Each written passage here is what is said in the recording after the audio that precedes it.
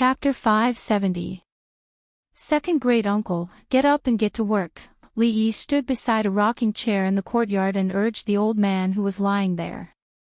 Light snoring sounds came from the rocking chair. The old man seemed to be asleep and did not hear what he said. He turned over and snored even louder.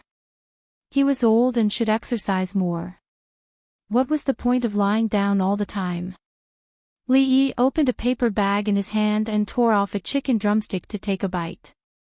He then walked out of the courtyard. Before he stepped out of the door, his hands suddenly felt empty. He turned around and saw second great uncle holding a chicken drumstick.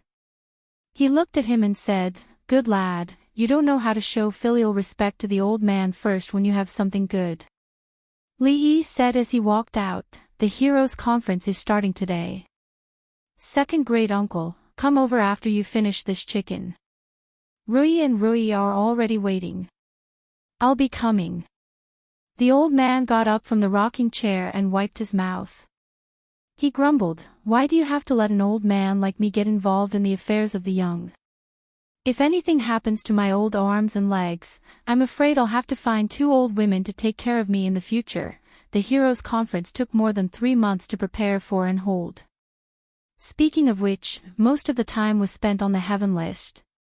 This was because only by entering the heaven list would one have the chance to fight for the position of alliance leader. This highlighted the importance of the martial arts world's must-fight list. Every day, there would be new and unknown talents appearing, but they would only appear for a short while and be quickly replaced by others. Compared to 3 months ago, more than half of the names on the heaven ranking list had changed. More and more powerful players had joined in. Some of the names that everyone was familiar with finally began to appear frequently on the list. Now, the chivalry ranking list had finally become the chivalry ranking list of the entire world of martial arts. A large empty space that occupied a large area had long been cleared. In the middle was an arena that was as tall as a person. A large empty space was cleared around it. Further away was a spectator stand. Besides, there were a large number of temporary tents in the surroundings. Food and other things were sold in them. There were also some tents for people to rest in. The real competition had yet to begin. Many martial artists from all walks of life were chatting and laughing with each other. However, none of the famous martial artists from the heavenly ranking list were seen. As for the format of the competition, it was based on the second hero conference in The Return of the Condor Heroes. Any expert on the heavenly list could go up the stage. Each round was limited to 2 people, and the loser would lose the right to fight for the position of alliance leader. When there were no more challengers, the person standing on the stage would be the winner. However, the heaven list was just a threshold. The experts on the heaven list had a huge disparity in strength. Most people were just there to serve as foils. They did not even think about fighting for the position of alliance leader. They just wanted to use this opportunity to spar with the world's experts. After all, it was hard to find a real opponent. They could not find such an opportunity in the past. A few people walked over slowly. Lu Luo introduced these things to them. From time to time, people from the Lu League came up to greet them. Mississippi Lu was the leader of the Lu League. As for Rui, although she rarely cared about those things, she was a grandmaster. In the martial arts world, strength was everything. She would be respected wherever she went. Rui still occupied the first place on the heaven list. No one would have the guts to challenge a grandmaster. The second place was Mississippi Lu. As long as she did not meet a grandmaster, she was almost invincible. There are no grandmasters on the heaven list, right? Li Yi turned around and asked Lu Luo. "I don't think so." Lu Luo shook his head and said, "The number of experts in the Jianghu could be counted on one's fingers. How could it be so easy to meet them? When one reached that level, which one of them did not have an indifferent temperament and pursue a higher level? Why would they participate in the heroes' assembly?" He had been worried that a grandmaster would come to make trouble, but now it seemed that his worries were completely unnecessary. If not, then. Li Yi was relieved, but before he could finish his sentence, he saw a middle-aged Taoist nun walk out of a tent. She glanced in his direction, and her gaze froze for a moment before she turned and left. Li Yi pointed at Taoist nun. Lu Luo glanced at her and said, "She only showed up once in Qing and Prefecture. She defeated a master who was in the top 10 of the heaven list and was ranked 5th. Although the top 10 of the heaven list changes frequently these days, considering her strength, she is currently ranked 15th. Li Yi turned around and looked at Rui. She shook her head and said, "Since she is here, I'm afraid she is determined to win the league leader. Rui is no match for her. When the time comes, I'll go." "Are you sure you can win?" Li Yi looked at her and asked. Rui shook her head and said, "I'm not sure I can win. It's only 50-50. A battle between grandmasters must be very dangerous. If you didn't have 100% chance of winning, then don't go." Li Yi pulled second great uncle, who was standing there dozing off, and said, "Second great uncle, chili chicken, white cut chicken, beggar's chicken, cola chicken, salt-baked chicken, saliva chicken, yellow braised chicken, and boy's chicken are different every day. I'll leave the Taoist nun to you." The old man raised his head and looked at Li Yi in disbelief. He asked, "There are so many ways to cook chicken?" Li Yi nodded and said, "There are 81 ways to cook chicken, and I guarantee it won't be the same. One every day, and it will be enough for you to eat until next year." Second great uncle narrowed his eyes and seemed to be thinking. At this moment, a slightly anxious voice came from the side. A young man stopped in front of a hunchbacked, sloppy old man and said, "Senior, only experts on the heaven list can enter this place. Please take a rest over there." A strange smile appeared on the old man's face.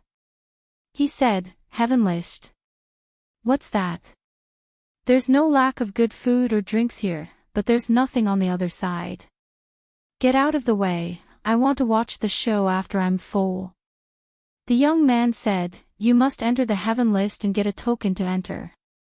A middle-aged man walked out of the tent and asked with a frown, "Who's making noise outside?" "What token?" the old man asked. The young man pointed to the token on the middle-aged man's waist and said, "Just like this." The old man waved his hand and said to the middle-aged man, "In that case, this token is mine." He reached out to the middle-aged man's waist. The middle-aged man was stunned for a moment, but he immediately reacted. A trace of anger appeared on his face, and he grabbed the old man's wrist. The next moment, he felt a shadow appear in front of him, and at the same time, he felt a sharp pain in his chest. He grunted and took a few steps back. His face was pale, and a trace of blood flowed from the corner of his mouth. He looked at the old man with shock in his eyes. "How is this possible?" Lu Luo's expression changed, and he murmured, "Peng Hui is 18th on the heaven list," but a trace of surprise also appeared on Rui's face. Another one. Li Yi was stunned, and he thought of something, and for a moment, he was stunned on the spot. It can't be, 2 grandmasters are making such a big deal this time. The old man played with the token in his hand and looked at the young man. "Can I go in now?" The young man swallowed and said, "Yes, it should be Su Freak." Inside a tent, Lu Luo put down a thin book in his hand with a worried expression and said, "Including Miss Lu, there are currently 6 known grandmasters in the martial arts world. The others disappeared more than 10 years ago. During these 10 years, there was occasionally news of them. Only this old freak Su is a man of both good and evil and has left behind many deeds in Jianghu. Although he rarely kills people, many famous masters in Jianghu have had their martial arts crippled by him. When people in Jianghu run into him, they generally avoid him." He sighed and said in a worried tone, "Taoist Nun is already a grandmaster. If Su Freak disturbs the situation, we will no longer be able to control the situation. I wonder if second great uncle can deal with two grandmasters alone. Chapter 571. The inside of the tent was very clean. There was a table in the center with fresh fruits and vegetables. The sloppy old man casually picked a piece and put it in his mouth. He opened the lid of a pot of wine beside him and took a big gulp. He clicked his tongue and said, "Good wine. It's really good wine." After tasting a few more pastries, he lay comfortably on the chair and revealed a strange smile on his old face. Martial Arts Alliance Master. That's interesting. He reached out to pick up a fragrant chicken on the table. He saw an old man on the other side of the table raising a drumstick and biting it. He shook his head and said, "It's not the right temperature. It's a waste." Then, he reached for another drumstick. The sloppy old man's murky eyes suddenly burst with two balls of light, and his entire temperament changed. More than 10 years ago, his martial arts had already reached the transcendent realm, which was what people in the martial arts world called the Grandmaster realm. However, he had allowed someone to get close to him without him knowing. Even if the other party was also a Grandmaster, it was impossible for him to do this. The scene before him was extremely strange. He looked at the old man with half-closed eyes and asked warily, "Who are you?" The old man put down the drumstick in his hand and looked up at him. He yawned and asked, "What's your name again?" "Su Xiaoguai." "Su Xiaoguai." Due to the sloppy old man's strange behavior, people in the martial arts world called him Su Xiaoguai. In fact, it was also a form of respect. When had he ever been humiliated like this? "Old thing, you're courting death." Before he finished speaking, an afterimage appeared in the void in front of him. In the blink of an eye, it appeared at the throat of the unfamiliar old man. The next moment, the sloppy old man's ferocious expression froze when he saw the hand that was as dry as tree bark on his wrist. "Old thing." The old man opposite him wiped his hands and opened his half-closed eyes. He looked at the sloppy old man and asked. Rui tugged at Li Yi's sleeve and said, "You don't have to look for him, husband. Second granduncle might have found a place to sleep. He'll come out when the martial arts competition officially starts." "Why do you think second granduncle sleeps so much?" Li Yi was very curious about this. Rui smiled and said, "Second granduncle's kung fu is like that. You don't have to be surprised." Li Yi was surprised. Could it be the sleeping fist? "What is the sleeping fist?" Rui looked at him and asked. "That's not important." Li Yi shook his head and asked, "What kind of kung fu needs to sleep for such a long time?" "I heard from Fong that second granduncle has slept like this for half of his life. It's called the turtle breathing technique," Rui explained. "Second granduncle looks like he's sleeping, but he's actually practicing martial arts all the time." Li Yi felt that the name, turtle breath skill, sounded familiar until he recalled Old Man Chang's unlikable face. Finally, he found some information in his mind. The tortoise breathing technique could increase one's power in one's sleep, and it was even faster than other people's normal cultivation speed. A person who cultivated the tortoise breathing technique might not have any special moves, but as they grew older, the density of their inner force would be enough to scare people to death. More importantly, if one practiced this kung fu, he could really live like a tortoise and easily surpass the threshold of 100 years. Li Yi could understand this point. When a person slept, the body's metabolism would drop to an extremely low level. It should be the same principle in science fiction movies. If that was the case, it was very likely that he would not be able to outlive second granduncle. This was a little too hurtful. Li Yi shook his head. He had to get his hands on that turtle breath skill. When he got back, he would find out all the ways to cook chicken. He would eat 3 different meals a day until second granduncle vomited. He had to learn the turtle breath skill. In a certain tent, the sloppy old man stood upright with his head lowered, his voice trembling. "Say, Senior, this junior was blind. Please please forgive me. In a certain tent, the sloppy old man stood there with his head lowered, his voice trembling. The old man sitting at the table picked up the chicken drumstick and said, "Did you see the Taoist nun outside just now?" "Yes, I saw her." Thinking of the Taoist nun who made him feel danger, the sloppy old man immediately nodded. The old man asked lazily, "When she goes on stage later, you know what to do, right?" The sloppy old man looked troubled and said, "Senior, then, Taoist nun's strength is not bad." She should also. Halfway through his words, he saw that the horrifying senior's half-squinted eyes were about to open. The sloppy old man trembled and immediately said, "Senior, don't worry. I will tie up Taoist nun and bring her to your room tonight. I won't let you down." "What?" The old man looked up at him. The sloppy old man was stunned and asked tentatively, "Then, Senior, you mean..." At the entrance of the tent, the second great-uncle patted the sloppy old man's shoulder and said, "Little monster, as a guru expert, you must have some backbone. You will be looked down upon by others like this." When the sloppy old man heard this, he felt his blood boiling in his chest. Backbone. Just now, the martial arts that he had painstakingly practiced for a lifetime were almost crippled. What kind of backbone was he talking about? If it weren't for the fact that he couldn't beat the old monster in front of him, he would have already broken the old man's bones. However, at this moment, the dignified guru expert could only smile and say, "Senior, the antidote. When you're done with your business, I will naturally give you the antidote." The old man said lightly and slowly left with his hands behind his back. He staggered and looked like he was about to die. However, only the sloppy old man knew that if the old man really treated him as someone who had one foot in the grave, even a guru would be in trouble. At this moment, he even wondered if he had really reached the guru realm.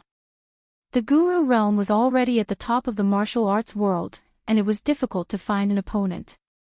Even if they were at the same level, it would be difficult to determine the winner unless it was a life-and-death battle. However, just now, he had seen what it truly meant to be unstoppable. Although the martial arts that he mainly practiced were on the gentle path and he was not known for his vigorous inner force, he was still a grandmaster. Even if there was a gap between them, how far could the gap be? However, in that short moment of inner force competition, it was like a river meeting the ocean, collapsing at the first touch. It had to be said that after being in the martial arts world for decades, some of the ideas or beliefs in his heart had suddenly collapsed at that moment. He licked his lips, and there was still a hint of sweetness. The thing that he had just been forced to eat did not taste like poison. However, the more colorless and tasteless it was, the more potent the poison was. As for the bitterness and sweetness, he reached out and touched somewhere between his ribs. There was still some dull pain, which was where the poison had gathered. If he did not get the antidote by this time tomorrow, even if he was a guru expert, he would die from the poison. The sloppy old man's face became gloomy. He glanced in the direction where Taoist nun had just left, then turned around and returned to the tent. If he had known that he would encounter such an old monster today, he wouldn't have bothered watching the show. Regarding the matter of the poison, such an expert wouldn't lie to him. Perhaps only by fighting with that Taoist nun would he have a chance of survival. "Second uncle, you're back." Li Yi saw the old man coming in from outside with his hands behind his back. He pointed to the table in front of him and said, "There are 2 chicken legs here, still warm." Second uncle waved his hand and said, "Leave them. I'm going to sleep first. Don't call me if there's nothing important." Then, he lay down on the simple bed in the tent. The next moment, there was a sound of snoring. Li Yi felt strange that second uncle could resist the temptation of the chicken legs. He glanced over and thought that the quality of his sleep was really enviable. Chapter 572. Heroes from all walks of life, good men. I'm not talented, but I'm honored to have all of you here today. Li Yi and Rui sat on the spectator stand. There was still some time before the hero conference started. Lu Luo walked to the front of the stage. With the help of his inner force, his voice rang in everyone's ears. It had to be said that this martial arts master was indeed powerful. He completely eliminated the need for a microphone and sound system. His voice was surrounded by 3D sound without any blind spots. His omnipotent inner force was truly black technology. As the organizer of this hero conference, Mississippi Lou was generous for once. The venue was provided by the Lou League, and the volunteers were all members of the Lou League. The masters on the heaven list were also provided with free fruit platters. Of course, whether it was the venue, the tents, or even the tags on their waists, or the plates with fruits, they all had the Lou League's logo. This time, the Lou League really showed its face in front of all the heroes in the world. It officially entered everyone's sight. In the Lou League, the most mysterious person was, of course, Rui. Although she rarely appeared in front of everyone, the strength of a grandmaster was still there. It was a reassurance to everyone, and it was also the most important factor that attracted countless masters to join her. Mississippi Lou had more opportunities to appear in public. She led a group of women to climb the rankings all day long. She personally trained a group of female heroes and swordsmen who were not inferior to men. As for the overall management and the matters of appearing in public, it was all handed over to Lu Luo. Li Yi himself did not expect that the man that he had accidentally saved in Qing and Prefecture was also a martial arts master. He had a certain level of fame in the martial arts world. After Lu Luo recovered, he easily climbed to the top of the heaven list with his own strength. Recently, he had been taking care of the huge Lu League and the matters of the hero ranking. He appeared frequently in front of everyone and was very trustworthy in the hearts of the martial arts world. Now, the area that he was in charge of had been completely separated from the brothel. The purpose of the Lu League's existence was not just to rank the rankings. Although it was difficult to recruit the top experts on the heaven list, in general, the Lu League occupied more than 10 spots in the entire heaven list. Coupled with the title of a grandmaster, the current Lu Meng had become somewhat of a deterrent in the martial arts world. Lu Luo was still on the stage. He looked at the crowd with a smile and said, "Today, all the heroes of the world have gathered here. This is a rare event in the martial arts world for hundreds of years. Although the martial arts world is vast, it has been like a plate of loose sand for the past hundreds of years. It has been chaotic and difficult to unite. Today, at the request of the martial arts world, we are holding a heroes' assembly here to elect the leader of the martial arts world. Since it was a martial arts competition and not a fight to the death, friendship came first and competition came second. Naturally, they couldn't go all out right from the start. They had to at least do enough foreplay. The selection of the Alliance Master this time was not based on a whim to see who was the strongest. The people did not call him the Alliance Master for nothing. As the Alliance Master, he had to fight for the welfare of the entire world of martial artists. He had to uphold justice and get rid of evil. He had to be concerned about the lonely old swordsmen's retired lives. He had to attack the evil forces in the world of martial artists and lead everyone towards socialism. As soon as Lu Luo finished speaking, someone below immediately spoke up. "What else is there to choose? I think Master Liu is very suitable. Why don't you be the alliance leader? I think Senior Chen is the most qualified. In my opinion, the position of the Alliance Master should be chosen between the two heroines Lu. Don't you think so?" Everyone, quiet, quiet. Seeing the commotion below, Lu Luo raised his hand and gestured for the crowd to calm down. He said, "Since you are the Alliance Master of the martial arts world, you naturally have to be able to convince the masses with your martial arts. Otherwise, this heroes' assembly will be meaningless. Today's competition is for everyone to learn from each other. Don't overdo it." Lu Luo walked down from the stage and said, "Time is almost up. I won't say anything else. On the heaven leaderboard, which hero is willing to be the first to come up? I'll do it." As soon as he finished speaking, a figure flew directly onto the stage and made a dull thud. A man with a huge saber on his back caught the long saber on his back and said with a smile, "Heaven leaderboard number 39, you gang. Which hero is willing to fight me? I'm not talented. I'd like to seek advice from brother you." A young man dressed in a green robe lightly tapped the ground with the tip of his foot and floated onto the stage. He held his sword with both hands and bowed to the man. "Excuse me." After the two of them greeted each other, the young man smiled and unsheathed his long sword. Suddenly, a shadow of a sword appeared in front of him. "Good move." The big man shouted loudly. He swung his heavy and huge saber, leaving after images. He moved forward with an unstoppable force, as if he wanted to break the shadow of the sword with one strike. The cheers from below continued. Even though they had seen battles that were more thrilling and exciting than this one many times in the past few months, the significance of this one was extraordinary. The battle for the leader of the martial arts circle had not been seen in the Jianghu for hundreds of years. When an expert in the top 30 of the heaven list finally went up to the stage, Li Yi saw Yang Liuqing walk out from behind Mississippi Liu and float up to the stage. She looked at the man in purple opposite her and said, "Yang Liuqing, please advise me." Chapter 573. Miss Yang has progressed rapidly and is now ranked 27th on the heaven roll. The purple-clothed man she fought is ranked 25th on the heaven roll. The two of them fought before and Miss Yang lost in one move.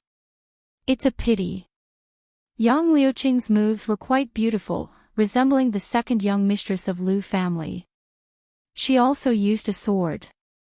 Lu Luo explained from the side. Li Yi himself could not tell who was stronger between the two. They were exchanging blows, and it seemed like the difference in strength was not that big.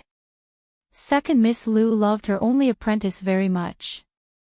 Although they were about the same age, she usually put on airs as a master. She always looked cold and cool. She was the number one in the world.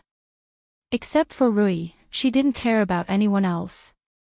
Of course, Li Yi already knew that she was cold on the outside but warm on the inside. She was dedicated to teaching her disciple. She slept with Xiao Huan at night and wore pink undergarments. Most importantly, if she was as cold on the inside as she looked, he wouldn't be alive today.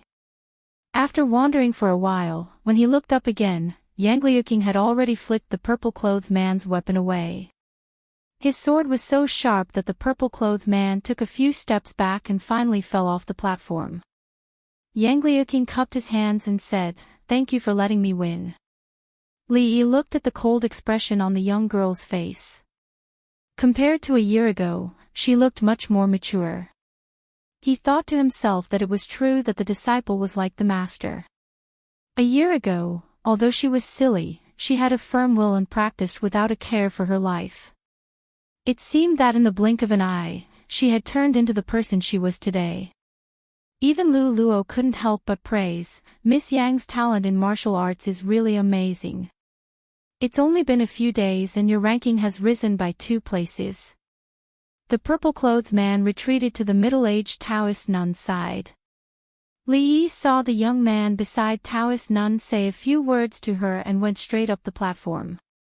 He looked at Yang Liuqing and cupped his hands. "I am Fong Yu. Please enlighten me, miss."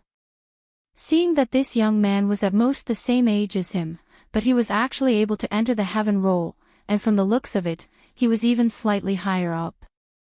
Li Yi could not help but feel a blow in his heart.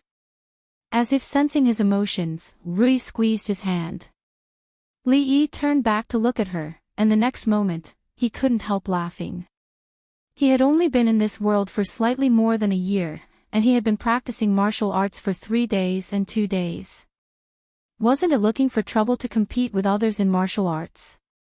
Besides, no matter how powerful they were they as powerful as Rui? Were they as powerful as Rui? They were so skinny that a gust of wind could blow them over. Fong could probably kill them with one punch. If heroine Liu, who had never made a move, wanted to fight for the position of alliance leader, no one would be able to defeat her. But now, before she even made a move, another grandmaster had appeared. What was there left for them to play? Feng Lang, who was ranked 8th on the heaven roll, did not even have the strength to fight back. If this was not a grandmaster, what was it? One should know that when he had challenged Mississippi Liu, he had withstood 50 moves before being defeated. Next to the two men in purple, the young man looked around with a mocking expression. Mississippi Liu's expression was calm, but her fists were tightly clenched in her sleeves. As Rui slowly stood up, Li Yi held her hand. He stood up as well and turned to look at Rui. He said, Let second granduncle do it. Chapter 574. As soon as he finished speaking, he was hit on the head. Second great-uncle found a drumstick out of nowhere and sat on the seat that Lu Luo vacated. He shook his head and said, The chair at home is still more comfortable. Li Yi rubbed his head and pointed at the Taoist nun on the stage. The old woman waved her hand and said, Young people should be patient and watch carefully. A grandmaster. Let me see just how powerful a grandmaster is. At this moment, a strong voice came from below. A tall, thin man in his 40s jumped onto the stage and cupped his hands at Taoist nun. Lin Li. He's on the stage so early. If there's no grandmaster participating, he has a high chance of winning the position of alliance leader. I don't know if this Taoist nun is a grandmaster. If she's really at that level, even Hero Lin has no chance of winning. The gap between a top-notch expert and a grandmaster seems to be only a thin line, but in fact, it's a whole different world. It's even bigger than the gap between the 5 masters and the first-rate experts as described in the Legend of Condor Shooting. Listening to the discussions around him, Li Yi turned to look at Lu Luo. Before he could speak, Lu Luo explained, the person on the stage is called Lin Li. He's the most powerful dark horse in the past few months. In more than 10 matches, he hasn't lost a single one except by the hands of second Mississippi. He's currently ranked 3rd on the heaven list. Li Yi looked at the stage. If he was ranked 3rd on the heaven list, he shouldn't be too far away from Mississippi Liu. If he was still defeated by this Taoist nun, even if Mississippi Liu went on the stage, it wouldn't make much of a difference. Excuse me. After all, the scene just now was a little shocking. Lin Li naturally wouldn't underestimate her. After cupping his hands in greeting, he suddenly stomped his feet and dashed toward the opposite side. Taoist nun's expression didn't change. She looked at the rapidly approaching figure, not even the slightest change in her eyes. However, when he was about to get close, the horsetail whisk in his hand finally moved. At this moment, there was not the slightest noise below the stage. Everyone held their breaths in rapt attention, fearing that they would miss a single detail. They did not even blink. Lin Li, who was ranked 3rd on the heaven leaderboard, made every move that he made was extremely fierce and full of killing intent. On the other hand, Taoist nun looked like she was taking a leisurely stroll in the park. She would occasionally wave the horsetail whisk in her hand and easily dissolve his killer moves. At this point, everyone didn't doubt her cultivation realm in the slightest. Li Yi easily caught the hint of annoyance on Mississippi Liu's face. It made sense. They were both women, but this Taoist nun was too much of a blow. However, Mississippi Liu was young after all. When she reached the age of Taoist nun, she might not be able to beat her, but she would definitely be prettier than her. A bunch of idiots. The young man beside the 2 purple-clothed men curled his lips and muttered disdainfully. The Holy Religion was determined to win the position of the leader of the Wulin Alliance. And had been planning for at least half a year, so how could she let others interfere? The crowd cried out in surprise at the next moment. The man named Lin Li drew an arc in the air, his body tumbling a few times before he landed steadily on the ground. A hint of admiration appeared on his face. He cupped his hands and said, "Thank you for showing mercy, senior." Taoist nun glanced at him, put away her horsetail whisk, and said calmly, "Who else?" There was silence below the stage. Even Linley, who was ranked third on the Heaven leaderboard, had been defeated so thoroughly. Who else would dare to go up? In today's arena, perhaps only Heroine Lu, who was also a grandmaster, had the right to stand on the same stage as her.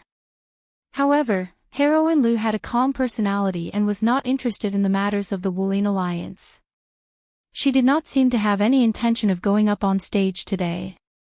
At this moment, when everyone looked at Taoist Nun on the stage again, their gazes immediately changed. Being unperturbed and calm, this was the demeanor of a grandmaster. At this moment, a man in purple walked to the front and said, "If no one goes up on stage, the leader of the Wuling Alliance." Rui stood up from her seat. Second great uncle threw away the chicken bone in his hand and said with a smile, "There's no hurry. Unfortunately, I also want to fight for the position of the Wuling Alliance." An old voice rang in everyone's ears, and in the next moment, another figure appeared on the stage. Many people rubbed their eyes, feeling very confused. When did this old man go up there? Monster Su. Lu Luo was still curious about where the biggest unstable factor had gone. At this moment, he finally understood that he was here today to fight for the position of the Wuling Alliance. 2 Grand Masters. In this case, there would be a lot of fun today. Li Yi looked back at second great uncle and asked uncertainly, "One of us?" The old man waved his hand. Spicy chicken, boiled chicken, beggar's chicken, cola chicken, salt-baked chicken, saliva chicken, yellow braised chicken, and virgin chicken. It's a different dish every day. If you can't make it, watch your ass. Virgin chicken was nothing. If he could win over this Taoist nun, he could even ask the cook to make virgin eggs for him every day. Li Yi turned his head, ready to watch the show. On the stage, the sloppy old man threw a plate over to prove his identity. Many people saw the number 18 written on the plate. Isn't it Pang Hui who ranked 18th on the Heaven list? Where did this old man come from? Could it be that this old man defeated Pang Hui and replaced him? But even if he's ranked 18th on the Heaven list, he's no match for that senior. He knows that he's the senior, but he still wants to fight. Is this old man crazy? The sloppy old man ignored the voices below the stage. After glancing in a certain direction, he immediately withdrew his gaze. When he looked at Taoist Nun, his eyes became fierce. Looking at the sloppy old man opposite her, the indifference on the middle-aged Taoist nun's face finally disappeared. "Please." She waved her horsetail whisk. Her expression was much more serious than before. As soon as he finished speaking, the old man's figure disappeared from where he stood. The middle-aged Taoist nun raised her palm, and a fist appeared in her palm. Both of them took a few steps back at the same time. The old man licked his lips, and a ruthless expression appeared on his face. His figure shook again, and several afterimages appeared in the field. This old man, why doesn't he even have a weapon?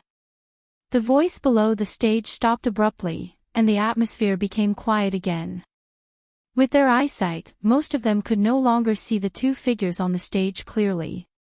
It was different from what they had imagined. The reckless old man did not lose immediately, and the Grandmaster Senior was not as calm as before. Only a Grandmaster could fight a Grandmaster to this extent. 2 Grandmasters. Everyone immediately sat up straight. To be able to see a Grandmaster in action was already a blessing of 3 lifetimes. 2 Grandmaster experts fighting for the master of the martial arts world on the same stage. Who among them had seen this before? If word of what happened today were to spread, those who did not participate in the heroes' meet would probably be filled with regret. The people below the stage did not even blink. Even though they could not see the process of the two's fight clearly most of the time, they could still tell others about it in the future. They could pat their chests and describe the battle between grandmasters that they had seen. It was truly exquisite and peerless. as expected of Grandmaster experts. The two of them waved their hands, which contained the heavenly Tao, and fought until the heavens and earth lost their color and the sun and moon lost their light. On the stage, the middle-aged Taoist nun forced the sloppy old man back again. Her expression was calm, but her hands, which were hidden in her sleeves, were trembling slightly. She glanced at the ferocious-looking old man, feeling shocked and doubtful. The Grandmaster opposite her was obviously the same as her. He cultivated in martial arts, and it was difficult for him to win with his inner force. Moreover, he was old and his strength was waning. At the same level, he should have more of an advantage in experience. But in the few moves they'd exchanged earlier, Chenshi had actually completely abandoned this advantage, and he'd used his full strength every single time, forcing him to have no choice but to deal with him with his full strength. If he was the slightest bit careless, then he'd probably lose at Chenshi's hands. Under such ferocious attacks, the blood in her body was in turmoil, and she felt extremely uncomfortable. After a while, seeing that the sloppy old man did not change his attacks, the middle-aged Taoist nun swallowed a mouthful of blood without a trace. Her expression gradually darkened. Such a battle would hurt both the opponent and herself. Could it be that the Grandmaster opposite her was a lunatic? Then why was the position of the master of the martial arts world so attractive to him? He's already so old, but he's really fighting hard. Even an amateur like Li Yi could tell that the old man was truly fighting with his life. He could not help but sigh. A rare look of seriousness appeared on his face. He clenched his fist and the muscles on one of his arms bulged, causing his sleeves to burst open. At a certain moment, he suddenly took a step to the side and punched the void to the side. With a rumbling sound, wood splinters flew under his feet. The entire arena shook a few times and tilted slightly to one side. Taoist nun's figure gradually dissipated on the spot and appeared in front of the old man. When everyone's eyes caught this scene, her next palm was already aimed at the old man's chest. Many people in the arena were dumbfounded as they watched the arena tilt to one side. Li Yi was also shocked by the scene in front of him. Damn it, are they sure they're not filming a TV series? Rui said softly, that old man is old and weak after all. They're both gurus, but his strength is slightly inferior to Taoist nuns. Li Yi tilted his head and looked at second great uncle. Old and weak did not seem to be appropriate to describe an old man like him. At this moment, most of the people were able to tell that the old man was at a disadvantage in the end. Faced with the palm that was aimed at his chest, a trace of ruthlessness appeared on the old man's face. He did not dodge at all and punched at Taoist nun's face. He doesn't want to live. The expression of the young man next to the purple-robed man changed. This old man's move was clearly a suicidal move. Bang!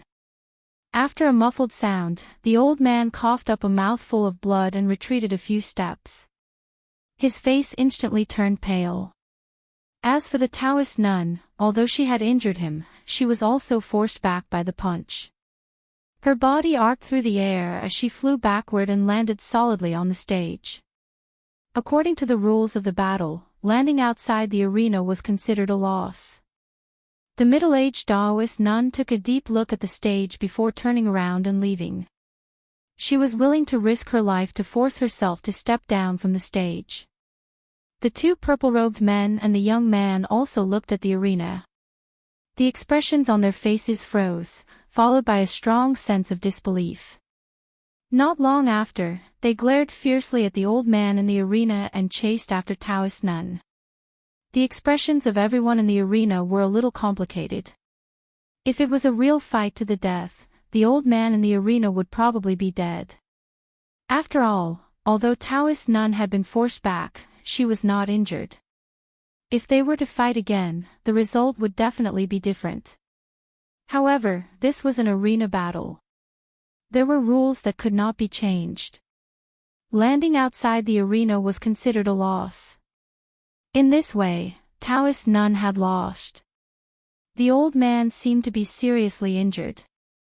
He stood on the arena, his body swaying slightly. He looked fiercely at the audience and said, "Who else wants to come up?" The audience was silent. An injured grandmaster was still a grandmaster. He was still not someone ordinary people could defeat. However, the temptation of being the chief of the martial arts world was not small. After a moment of silence, someone jumped onto the arena and said, "I'm Chu Feng, ranked 7th on the heaven roll. I'm willing to exchange pointers with the senior." Bang! As soon as he finished speaking, Chu Feng's body flew backward and spat out a few mouthfuls of blood. After landing on the ground, he was motionless. It was unknown whether he was dead or alive. The old man stood on the arena and looked down. He laughed and said, "Who else?" Another person below gritted his teeth and said, "I never thought I would have the chance to fight with a grandmaster in this life. Heaven roll number 5, please enlighten me." The heaven roll number 5 lay where the heaven roll number 7 was. He struggled a few times but eventually stopped moving. Blood flowed from the corner of the old man's mouth. He laughed and said, "Who else?" Heaven roll number 4, please enlighten me. Looking at the heaven roll number 4, the audience sighed in their hearts. A grandmaster was a grandmaster after all. Even though he was injured, there was still a world of difference between him and the experts on the heaven roll. Even the second Miss Liu might not be his match. Today, unless her sister made a move, the chief of the martial arts world would be this senior on the arena. Lu Luo looked at the old man and shook his head. That palm just now avoided a vital point. It's far from fatal. A grandmaster is indeed terrifying. Mississippi Liu clenched the autumn water in her hand and slowly walked onto the arena under the watchful eyes of the audience. Lu Luo was slightly stunned. He immediately turned around and said worriedly, "He still has most of his strength." The second miss. "Don't worry." Li Yi turned back and smiled at him. "He's one of us." Lu Luo was startled again. He pondered over Li Yi's words and looked at the old man on the arena. He then thought about the previous situation and murmured, "It can't be, it's Miss Liu. Even if it's Miss Liu, she won't be able to win, this senior is ruthless. I'm afraid Miss Liu, senior. I remember now.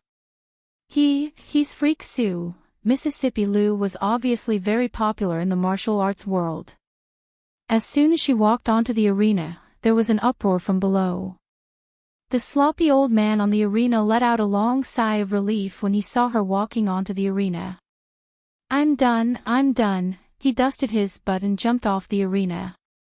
He walked out of the arena and soon disappeared from everyone's sight. "Do you think I'll lie to you?" The sloppy old man smiled embarrassedly and said, "Senior's martial arts are unparalleled.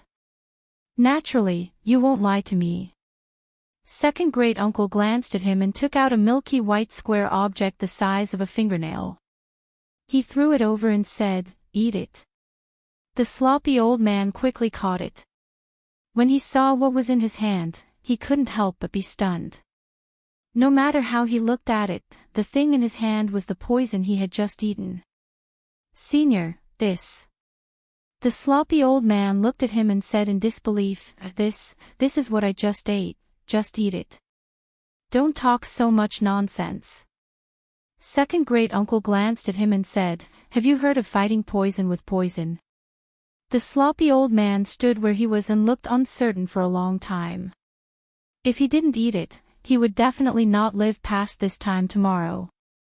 If he ate it, it was clearly the poison he had just eaten. If he ate it, he might not even live through the night.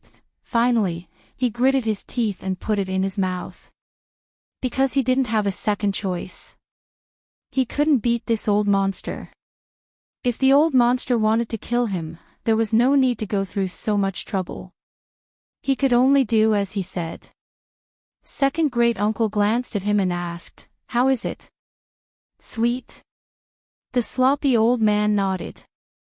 He didn't know where this poison was extracted from, but it was actually so sweet and had a faint milky fragrance. Disregarding the toxicity, just from the taste alone, it was the first time he had tasted such a sweet poison in his dozens of years of life. "Brat, you put less sugar this time. Otherwise, it could be sweeter." Second great uncle took out another one and put it in his mouth with a satisfied expression on his face. Seeing this, the sloppy old man was stunned. "Say, senior. Who are you?" Second great uncle looked at him with dissatisfaction and said, "You've eaten the candy. Why don't you leave and wait for me to send you off?" The sloppy old man asked in disbelief, "It's not poison. This old man has nothing better to do after eating. Why would he carry poison with him?" Second great uncle looked up at him as if he was looking at a mentally retarded person. The sloppy old man pointed to his waist and said, "Then why here?" Second great uncle stretched out 2 fingers and poked another part of his waist and asked, "Does it hurt?" The sloppy old man gasped. "It hurts. It hurts when you poke me too." Second great uncle waved his hand and said, "Go, go. I won't keep you for dinner." The sloppy old man walked outside in a daze. Today's encounter was really full of twists and turns. He thought he was poisoned, and in order to get the antidote, he risked his life to win against the Taoist nun. The injury he suffered this time would probably take more than half a year to completely recover. In the end, he found out that he had only eaten a piece of candy. At this time, the feelings in his heart couldn't be described in words. When he walked to the door, he seemed to think of something.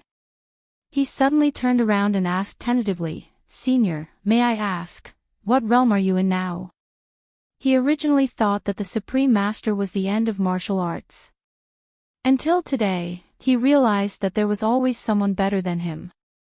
He was just a frog at the bottom of a well. The realm of this old monster was definitely a level that he had never heard of. As a warrior, he had been pursuing the end of martial arts all his life. Although he was depressed today, didn't it also open the door to a new world for him and let him see an unprecedented light? Void breaking. Have you heard of it? Second great uncle glanced at him and said lightly. The sloppy old man's expression changed greatly. He blurted out, "What? Void breaking is real." Void breaking was to break the void with one's martial arts strength and go to another realm. In recent days, there were such descriptions in some novel martial arts novels, and there were even related theories in the martial arts world. As a supreme master, he naturally didn't care about this. This kind of saying was too mysterious. If human beings could have such power, what was the difference between them and immortals? However, the existence of the old man in front of him had subverted his previous ideas. At this moment, he didn't dare to completely deny it. When he raised his head, his face suddenly showed an excited expression. He said, "I wonder if Senior can open my eyes and let me see if I can break the void." Second great uncle's face turned red. He glared at the sloppy old man and said, "Get out of here." In the courtyard, the eyes of Xiao Huan and several maids in the mansion sparkled with admiration. Li Yi was vividly telling them about the martial arts circle convention today and how Second Miss defeated a supreme master and won the position of the chief of the martial arts world. In the room, Mississippi Lu's pretty face was a little blank. She looked at Rui and asked, "What should I do next?" Rui looked outside the door. After a moment, she withdrew her gaze and said, "The title of the chief of the martial arts world can't convince everyone. We should improve the strength of the Lu Alliance as soon as possible, expand the influence and appeal of the Lu Alliance, and gather the power of the martial arts world. We have a lot of enemies. It's better to be prepared, just in case. The Qin family is not enough. We've provoked so many powerful enemies." Not long after, Mississippi Lu walked out of the room and glanced at Li Yi with dissatisfaction. Seeing her appear, Xiao Huan and several chattering figures instantly surrounded her. Chapter 577. Although the Jing state also had foreign enemies, the degree of danger was far less than the situation of the southern Song dynasty described in The Return of the Condor Heroes. Whether it was the common people or Jianghu, the awareness of the nation's worries was much weaker. Hence, there was no need for them to imitate novels and discuss how they should be loyal to their country and force back powerful enemies. Instead, sparring with each other and electing a master of martial arts was the most important thing. The second thing was to use this event, which had not been seen in decades in the world of martial artists, to make friends with heroes from all walks of life, gain knowledge, and see the world. However, after the competition for the leader of the martial arts world, in the next few days, everyone's mood was even higher. Although leader Lu was a woman, she was as forthright as a man. She held the hero banquet for 3 consecutive days. There was wine and food, and heroes from all walks of life ate and drank for free. In these few days, everyone competed with each other. When their hands were itchy, they would compete on the stage. More than half of the martial arts world's top experts gathered together. It was a grand and rare sight. Among them, there were countless people who expressed their intention to join the Lu Alliance. There was no other reason than that any member of the Lu Alliance could earn points by completing missions. These points could be directly exchanged for silver, or they could be used to exchange for weapons forged by famous blacksmiths. They could even be used to ask for pointers from masters on the sky roll.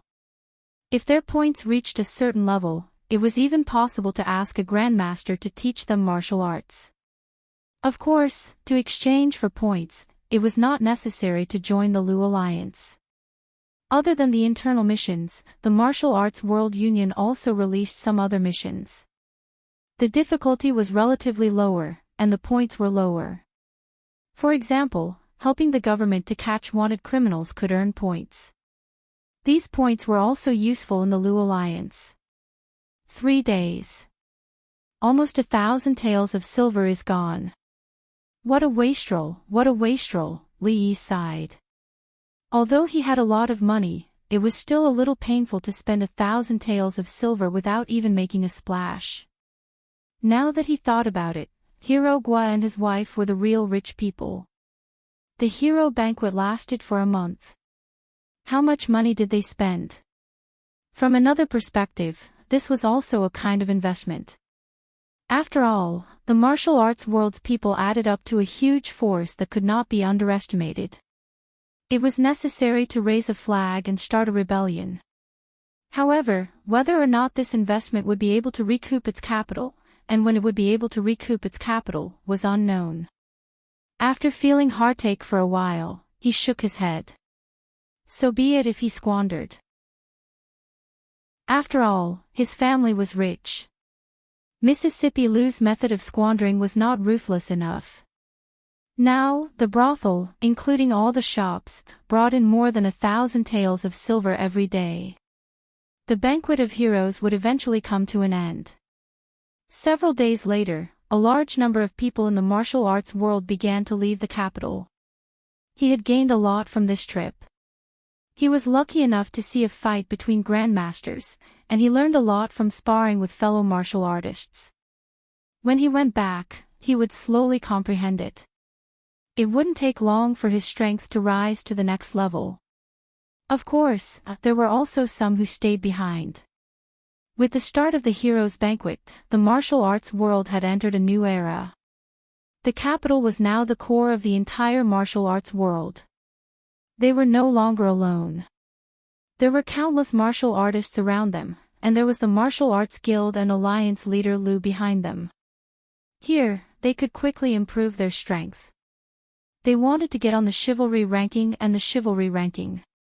When the martial arts world turned a new page, they wanted to seize the opportunity to advance bravely and stand at the top of the waves of the era. At the same time, in a remote inn somewhere in the capital, a haggard and unkempt old man reached out and touched a spot on his waist.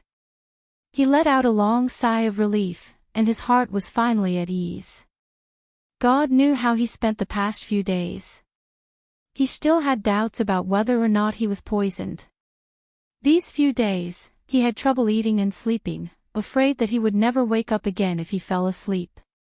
Over the past few days, he had visited several famous doctors in the capital. One of them had even worked in the Imperial Physician's Bureau before, but they all concluded that he was not poisoned. Today, he checked his body again and confirmed that it was really just a piece of candy. Only then did he finally relax. Thinking about how he had traveled all over the capital over the past few days and had not seen any shop selling that thing, a hint of suspicion appeared on the unkempt old man's face. "That candy, where did you buy it from?" In a courtyard outside the capital, a man in purple said respectfully, "Your Highness, the person who fought with you on the stage that day is confirmed to be Monster Sue." Monster Sue. An inexplicable emotion appeared in the middle-aged Taoist nun's eyes. She had heard of this Grand Master's name before, but she could not understand why he would risk his life to stop her when there was no enmity between the two of them. At the end of the day, she still had her concerns. Even if she was stronger than Monster Sue, even if she could defeat him, it would not be easy for her. Being heavily injured would be the least of it. It was not impossible for both of them to be injured or even perish together. To her, the position of the chief of the martial world was very important, but it was far from the point where she would trade her life for it. The man in purple continued, "Monster Sue heavily injured several experts ranked at the top of the heaven roll, but he voluntarily gave up after Miss Liu went on stage. I feel that there must be something fishy going on. A Grand Master had a Grand Master's integrity. It was impossible for anyone to do something like helping someone else for free. Apart from the royal family, no one could bribe or threaten a Grand Master." The middle-aged Taoist nun was completely puzzled by this matter. The young man next to the man in purple said with an unconvinced expression, "Aunt, are we just going to give up the position of the chief of the martial world? The holy religion has been planning for this for a long time. Naturally, we won't give up." The middle-aged Taoist nun said, "We'll put this matter aside for now. I'm going to the Qi Kingdom. It'll take at least half a year, or at most a year. During this time, all of you should stay in the capital. Don't act rashly, lest you attract the attention of the officials and the imperial court." "I understand." The man in purple immediately bowed and said, "As for that woman, don't let anyone come into contact with her. Send some people to keep an eye on her," the middle-aged Taoist nun added. "Lady, there are many people guarding that woman. It's very difficult for our people to get close to her." The man in purple looked troubled and said, "If we want to get close to her, we can only start from the brothel. We've already arranged for people to infiltrate the brothel." He had an indescribable feeling towards that woman who had appeared out of nowhere. He had originally been someone who had nothing to do with the holy religion. Now, his position in the religion had become more and more important. After he said those words in front of nearly 100 believers, there was no turning back. The middle-aged Taoist nun walked out of the courtyard. The man in purple bowed and said, "Farewell, lady, hero assembly." Emperor Jing held a report from the intelligence office in his hand. He frowned and said, "What's going on?" Changde, who was beside him, said, "Your Majesty, this is a grand meeting held by the people of the martial world. It's just outside the capital. Heroes from all walks of life are invited to learn from each other and compete on the same stage to choose a chief of the martial world to lead the heroes." Emperor Jing frowned again.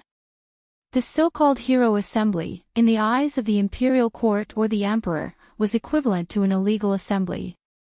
For this kind of thing, whether it was the local officials or the imperial court, they all attached great importance to it.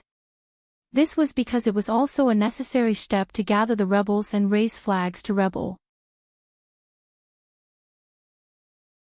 Chapter 578.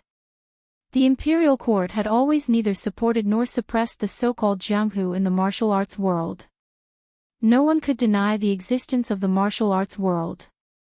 However, although it existed in the Jing kingdom, it was not something that he, as the emperor, could control. This was something that no king wished to see happen. Did they commit crimes and disturb the public security near the capital? Emperor Jing put the booklet aside and asked. The so-called heroes of the martial arts world were, to put it bluntly, bandits. There were many people who bullied the weak. There were many such people on the wanted list of the government. Changde shook his head and said, the Secret Intelligence Division attaches great importance to this matter. There have been no such incidents in the past few days. On the contrary, there have been few cases in and out of the capital these days. This group of martial arts people boast of being chivalrous and righteous.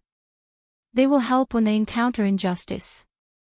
Several wanted suspects of the Ministry of Justice were killed by them. Emperor Jing was startled.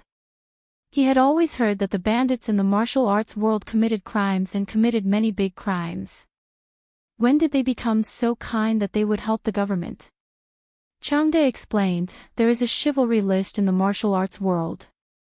If these people want to be on the list, they have to do more chivalrous things. The local government has a tacit attitude towards this kind of thing. They will even take the initiative to cooperate with them. The public security of some states and counties is indeed much better. Chivalry list. Emperor Jing nodded slightly and said after a moment, the martial arts world is also a great force. If it can be used by the imperial court, it will be of great help.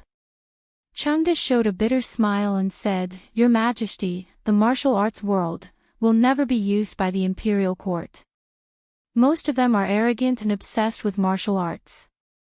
They are extremely resistant to the government and the imperial court. They will not work for the imperial court directly. Moreover, after the heroes' assembly, those people have dispersed. It is not so easy to gather them again. If they can continue to be like this, it is also a good thing. Emperor Jing pondered for a moment and asked, is it possible to recruit the leader of the martial arts world? Changde smiled and shook his head as he recalled the information the intelligence division had gathered. With 2 grandmasters participating, it was strange that the position of alliance leader had ended up in the hands of that little girl. Just as he was about to speak, he raised his head and saw Emperor Jing clutching his chest. His breathing was rapid and his expression changed. In a flash, he appeared beside him and hurriedly said, Your Majesty, Your Majesty. 2 eunuchs hurriedly ran out of the hall. Not long after, the imperial physician, Lu Jimin, carried a medicine chest and quickly stepped into the hall of diligent government. Damn it, why is the winter in the capital so cold? It's at least -10 degrees. Wearing a thick coat, Li Yi stood in the yard, stamping his feet and blowing air into his hands. Xiao Huan, who was standing at the side, also wrapped herself tightly. She wore thick gloves on her hands and tiptoed to help Li Yi brush off the snow on his shoulders. Madam said yesterday that the winter in the capital is very cold. She was afraid that the young master and miss would not be used to it. The servant girl, who had just celebrated her 16th birthday, helped Li Yi straighten his collar and said, the young master should go back to the house and stay for a while. If you are cold, go back first. Li Yi shook his head. He rubbed his hands a few times and they immediately became warm. This was the 2nd winter he had spent in this world. The winter in Qing and Prefecture was not too bad. Although there was snow, it was not very cold. The winter in Jingdo, on the other hand, was no different from the winter he had experienced in his last life. Holding a delicate wooden knife in his hand, the snow sculpture on the stone table was almost complete. Xiao Huan looked at the snow sculpture on the stone table and the corners of her mouth curled up. There were 4 palm-sized figures in total, eldest miss, second miss, the young master, and her. Although after moving to the capital, there were countless good food and fun things to do, but what she missed the most was still the days in the stockade with the young master and the young miss. The proud Lolita, who had wrapped herself up like a bear, rolled out of the room. Seeing the snow sculpture on the stone table, her large eyes immediately widened. I want it too, I want it too, I want to be with father and mother. If father sees it, he will definitely be very high, Li Yi rubbed the proud Lolita's little face. She ran away before she finished speaking. Rubbing her face quickly, she picked up a snowball from the side and threw it over. She said angrily, "You wait, I'm going to find Sister Rui." Finishing, she rolled back into the room to complain. Li Yi placed his hand on his face and immediately shivered. When he looked at Xiao Huan, the servant girl broke into a run. He rubbed his hands hard and turned back to look at the snow sculpture on the stone table. He smiled and turned to walk back into the room. It was the winter of the 2nd year of Jinghe, the 23rd of the 12th month, the Little New Year. 2 months had passed since the heroes' assembly. 2 months ago, the old emperor fell ill again. Although his life was not in danger, his body did not seem to be getting better. The morning court session changed from 1 day to 3 days, then 5 days. At this point, the last time the officials attended court was already 7 days ago. The winter weather was cold and the air was dry. It was the season when asthma occurred frequently. The 2nd year of Jinghe was a hot summer that had not been seen in decades. It indicated that this year's winter would be especially cold. This matter was finally confirmed not long ago. In this period of time, Li Yi had entered the palace a few times. The old emperor's body would not collapse in a short period of time. At least, it would not be a problem for him to survive this winter. The earth dragon was burning hot. The inside and outside of the room were 2 different worlds. Little Nian wanted to eat dumplings. Rui was making dumplings. On one side was Mississippi Lu. Xiao Huan sat on the other side to help. Yong Ning was watching from the opposite side. As for the Tsundere Lolita, she was purely here to cause trouble. When she saw Li Yi coming in, she pounced towards Li Yi with her hands covered in flour. Li Yi's palm pressed against her forehead, so she could only bare her fangs and brandish her claws. In the end, she gave up on smearing the flour on Li Yi's face. When she turned around and saw the dumplings Mississippi Lu was making, she immediately held her stomach and laughed. Li Yi had long understood that Mississippi Lu was an otherworldly fairy. If she made dumplings well, she would not be called a fairy. He walked over and took her place.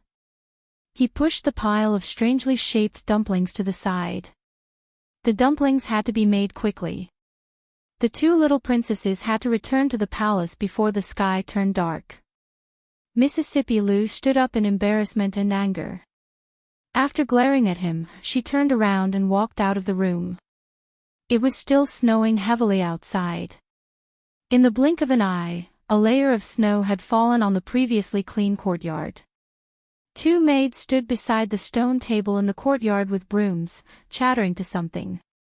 Mississippi Lu walked over and looked at the stone table for a long time. According to the custom, firecrackers should be set off before the meal.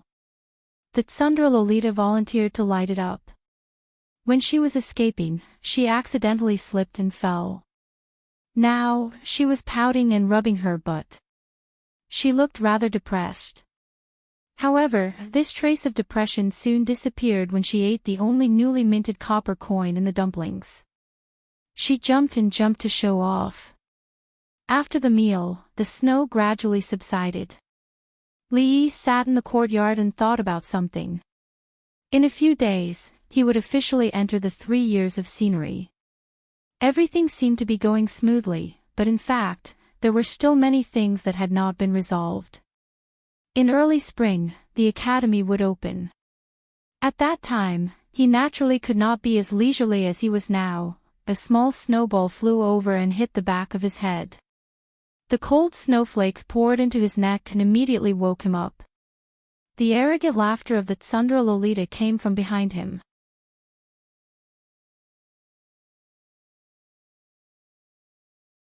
Chapter 579.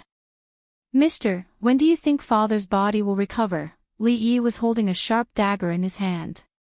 He was carving on a crystal-clear block of ice that did not contain any impurities. A miniature version of a proud loli wearing a palace dress had already begun to take shape. The proud Lolita stood at the side and watched for a while. When she saw that Li Yi's ears were red from the cold, she blew on her hands and stood on her tiptoes to cover his ears. Then, she sighed and said.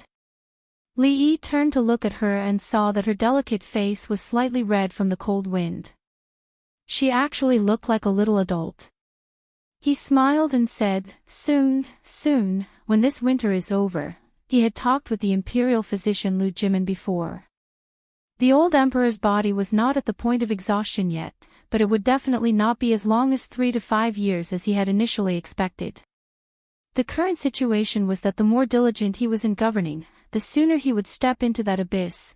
The more diligent he was in governing the country, the sooner he would step into that abyss. However, whether it was him or Lu Jimin, they could not change the old emperor's decision in this aspect. Winter is over, a glimmer of light appeared on the proud Lolita's face. She looked at the ice sculpture that was about to take shape and a trace of reluctance appeared on her face.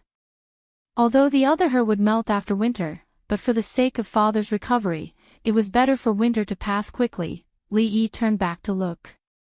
Yongning and Xiao Huan were hiding in the room with only their heads peeking out.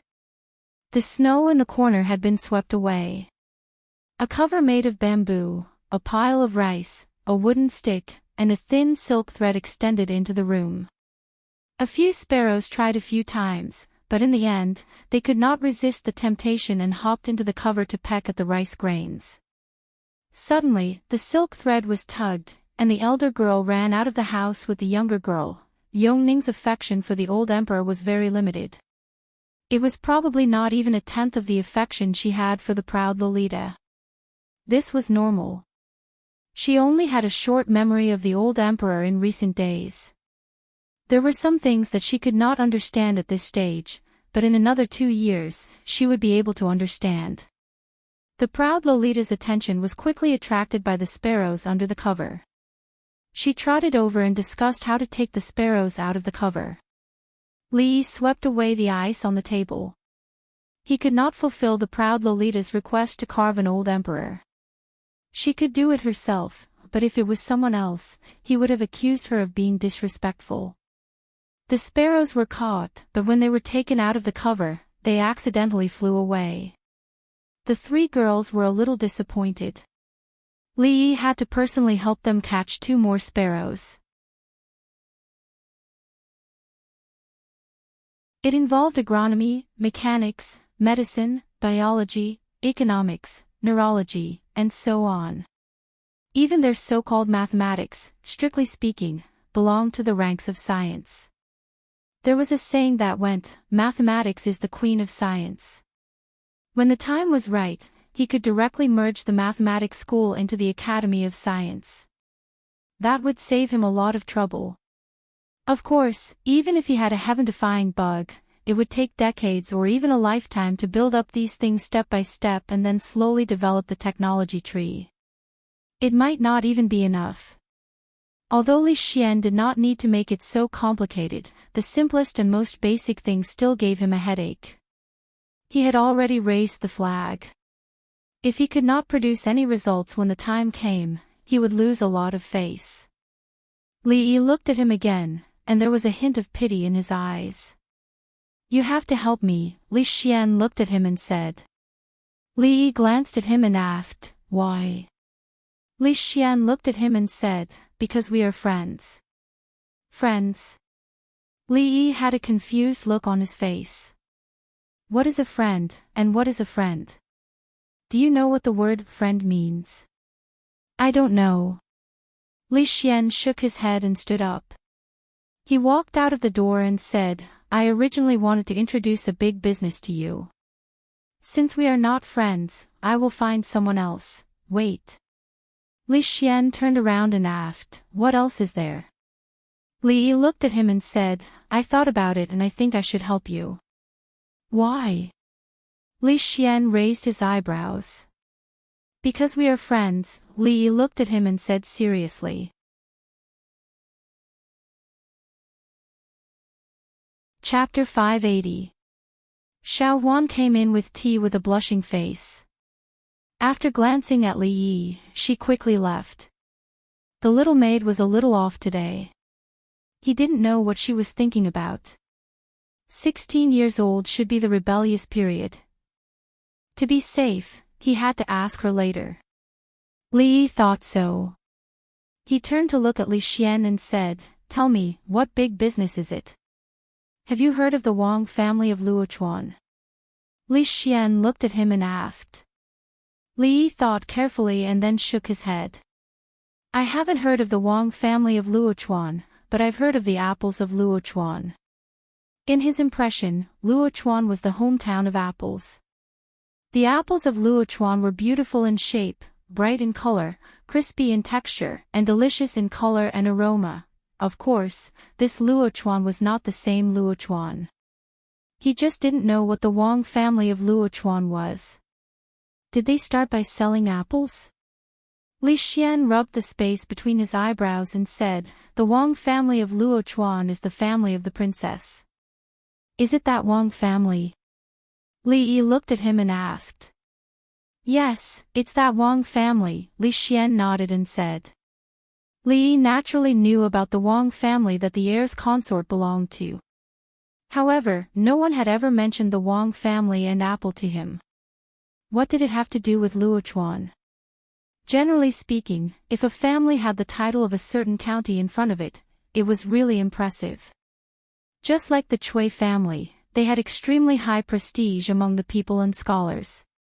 Their strength was not obvious, and there were no soldiers in the family, but they had great influence. In their own land, they were like local tyrants. With a little instigation, the old Li family's world would be in chaos, and even the royal family had to give them face. Naturally, Li Yi had heard of this Wang family. It was originally a family similar to the 5 surnames and 7 glances of the Sui and Tang dynasties.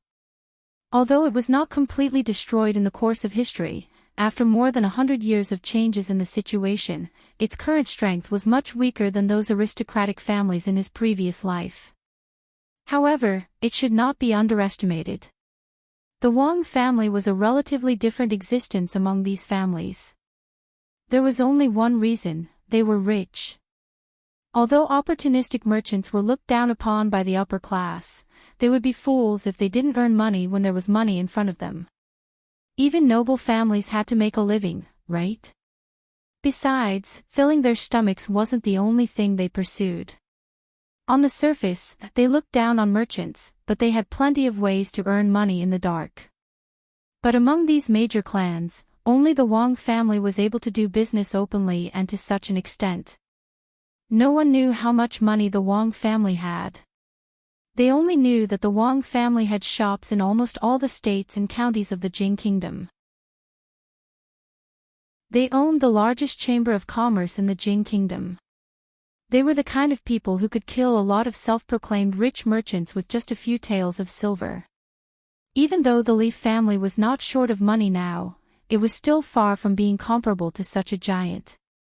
If you have money, you have to keep a low profile.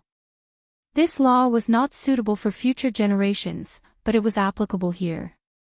This one, no, a big fat sheep, would attract attention wherever it went. The country needed money to run, and so did revolts.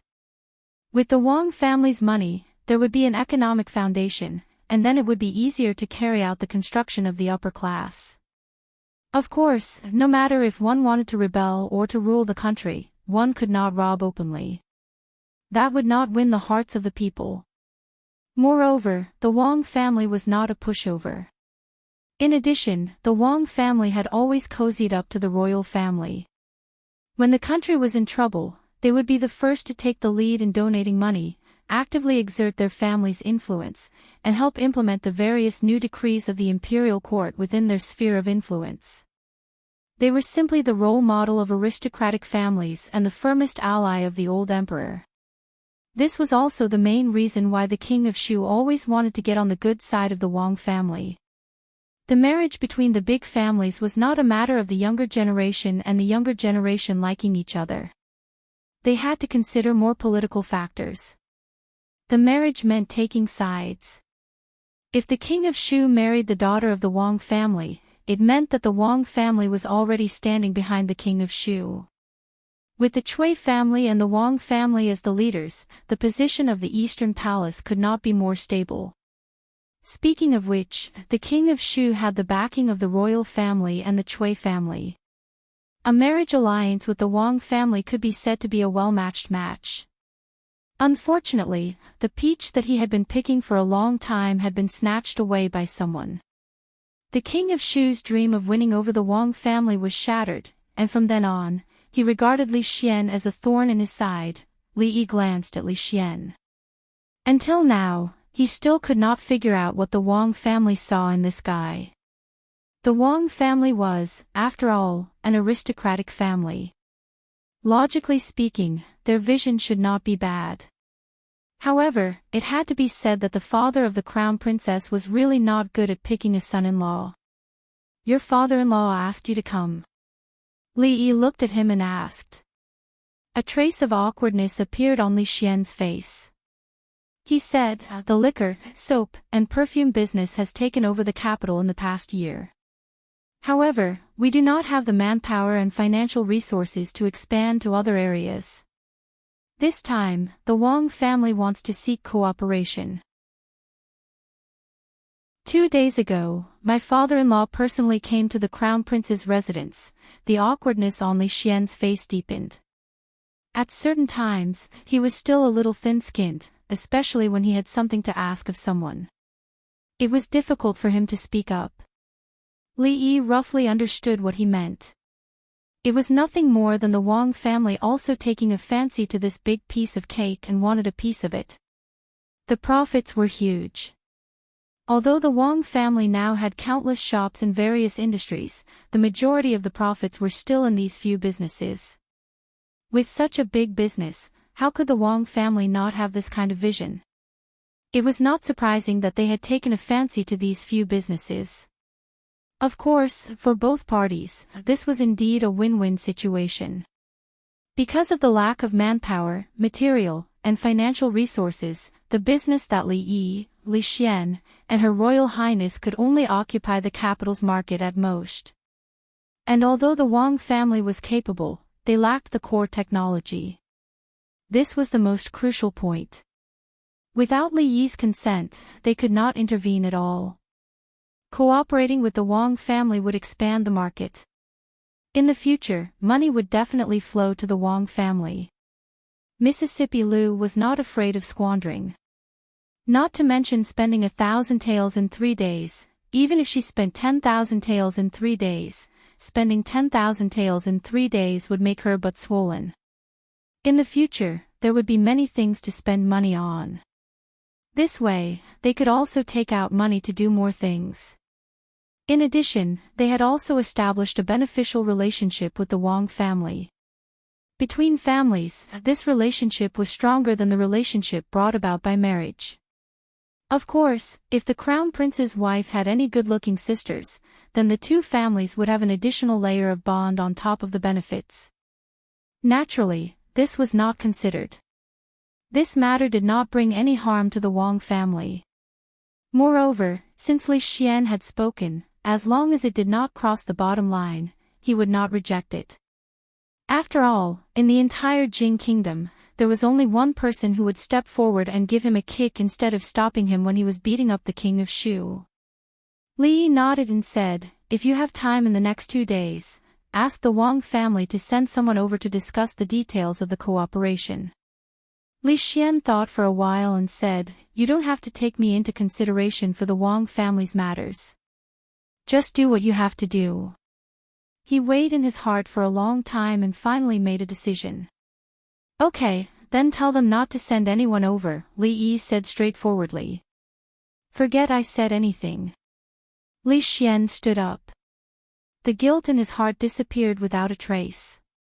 He lifted his feet and walked out. I will bring someone from the Wang family over tomorrow. Wait a minute. Li Yi stopped him in time. Li Xian stepped out of the door with one foot and the other foot was ready to step out at any time. Did the Wang family of Luochuan sell apples in the past? Li Yi looked at him and asked curiously. Chapter 581. The Wang family had never sold apples, which made Li Yi feel a little disappointed. When he realized that Li Xian had never mentioned the Academy of Sciences from beginning to end, this disappointment expanded a little. What a silly and naive child he used to be. Now he actually knew so many twists and turns.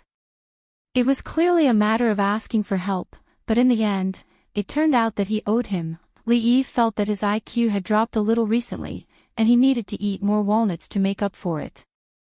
The little maid always used the door to pick up walnuts. It was a curse to say that the head was caught by the door. Li Yi had some doubts whether the walnuts caught by the door could still make up for the brain. With the more he ate, the more stupid he became. "Young master, it's done." Xiao Huan ran over from the door and put the handkerchief on the table in front of Li Yi. On the handkerchief was a pile of walnuts she had just peeled. Li Yi fed her one first, then looked at her and asked, "Xiao Huan, have you been hiding something from the young master recently?" "No." The little maid looked up at him and said, "Xiao Huan has nothing to hide from the young master." Li Yi asked again, "Then tell me, what did the young lady say to you yesterday?" The little maid was stunned for a moment, then her little face turned red. She lowered her head and rubbed the corner of her clothes. She whispered, "No, nothing," lowering her head, blushing, rubbing the corner of her clothes. Then there was really something. Li Yi sighed. When a girl grew up, she could not be kept at home. The little maid had grown up and actually knew what was hidden from him. He waved his hand and said, "It's getting late. Go back to your room and rest early." "Yes." The little maid lowered her head and answered. Her voice was like a mosquito.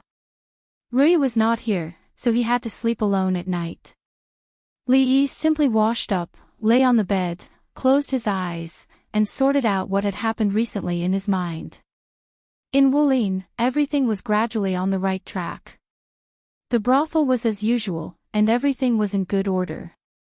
New underwear began to go out of the brothel. Although it had not been fully accepted, the current sales volume could be regarded as hot. The deterioration of the old emperor's health was somewhat out of his expectations. This caused some of his arrangements and preparations to appear a little rushed. When the time came, there might be a huge deviation from what he had expected, and he would need to prepare a new path of retreat. However, this matter was not that urgent at the moment. If it really came to that, he would not need too much time to prepare. Putting all these aside, he really didn't want the old emperor to pass away too early. The relationship between ruler and subject was rarely reflected between the two of them. "There seems to be something under the quilt. Don't move." Li Yi's body stiffened, and he said, "There really is something." The little servant girl said seriously. In the next moment, Li Yi gritted his teeth, and moved her hand away. "I said, don't move." When he was washing up in the morning, Li Yi looked at his reflection in the water, and he stared at the two dark circles under his eyes in a daze.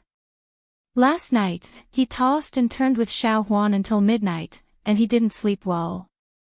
Anyone who told a fairy tale until 2 or 3 o'clock would be like this, and he didn't even know when she fell asleep. He could only look but not move, and he had to tell her stories to coax her to sleep. Last night was really a double torture for his body and soul. This debt, when Rui came back, he would settle it with her. "Young master, you're awake." Xiao Huan walked in from outside, and her face was red. No matter how Li Yi looked at it, he felt that something was wrong. After staring at her for a while, he realized that today, she didn't do her hair in the 2 buns that he was most familiar with. Instead, she pulled her hair up, and combed it into a bride's hairstyle. Heavens, does she even know what this means? Li Yi rubbed the space between his eyebrows, and his mind became more and more confused. Xiao Huan's face was a little hot from his stare, and she quickly ran out. A group of servant girls in the residence immediately surrounded her. When Mississippi Lu passed by the door, she looked at him a few more times, and Li Yi felt that she was laughing at him. When Li Xian walked to the door, he turned back to look at the courtyard. When he turned back again, he asked in astonishment, "Even her hair is combed up, it can't be, you really ate your little servant girl?" Chapter 582. Wang Yong greets Mr. Li. A voice came from behind Li Xian. Li Yi saw a strange young man standing behind him. "Who is this?" When Li Yi asked, he already had a guess in his heart. He should be the person sent by the Wang family to discuss the cooperation. In any case, the Wang family was one of the top aristocratic families in the Jing country. As the head of the family, it was naturally impossible for him to be present. The person in front of him was most likely one of Li Xian's brother-in-law. Li Xian introduced, "This is Qin, Er's elder brother." Li Yi's heart slightly moved.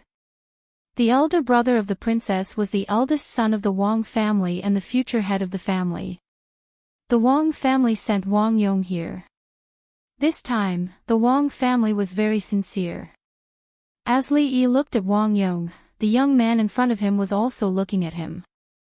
There were few people in the whole Jing kingdom who could make the Wang family take the initiative to cooperate with them. It was always others who begged them. However, this time, his father asked him to come in person, which was a very high standard of courtesy. He had heard about all kinds of things about Mr. Li before. He fought with the envoy of the Qi kingdom, beat up the prince of his own country, made a lot of fops in the capital, and made the king of Shu jump into the lake with his murderous eyes. In short, the things that happened to Mr. Li could be said to be extremely legendary. Today, the first feeling he had was surprise. He was surprised that the person who caused such a storm in the capital was so young. At such a young age, he had already obtained something that countless people, including the emperor, could not obtain in their whole lives. He was the only one in the young generation. "Brother Wang, please." Li Yi stretched out his hand to the room and said with a smile. The Wang family's attitude was enough to send the eldest son of the wife here. Of course, the Li family couldn't neglect it. In the hall, the two people sat down. Li Xian looked around and asked, "Where should I sit?" "Go make a pot of tea and bring it here."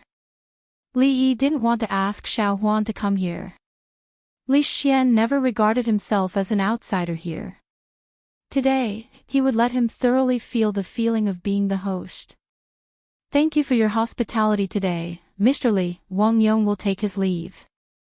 An hour later, the eldest son of the Wang clan stood at the entrance of the Li residence and clasped his hands.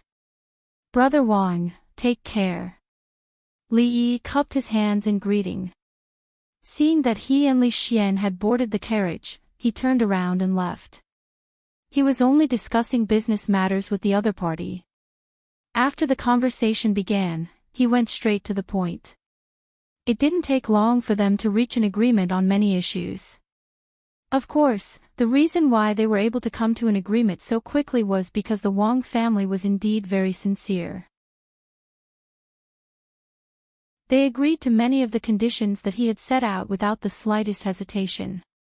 It must be known that Li Yi had long been prepared for them to haggle, and some of the conditions were indeed harsh. However, he did not expect that Wang Yong would agree to all of the conditions. In the past hour, he had wondered several times whether the Wang clan had come to deliver the money. In general, this conversation was carried out in a friendly and harmonious atmosphere, even to the point of being overly friendly.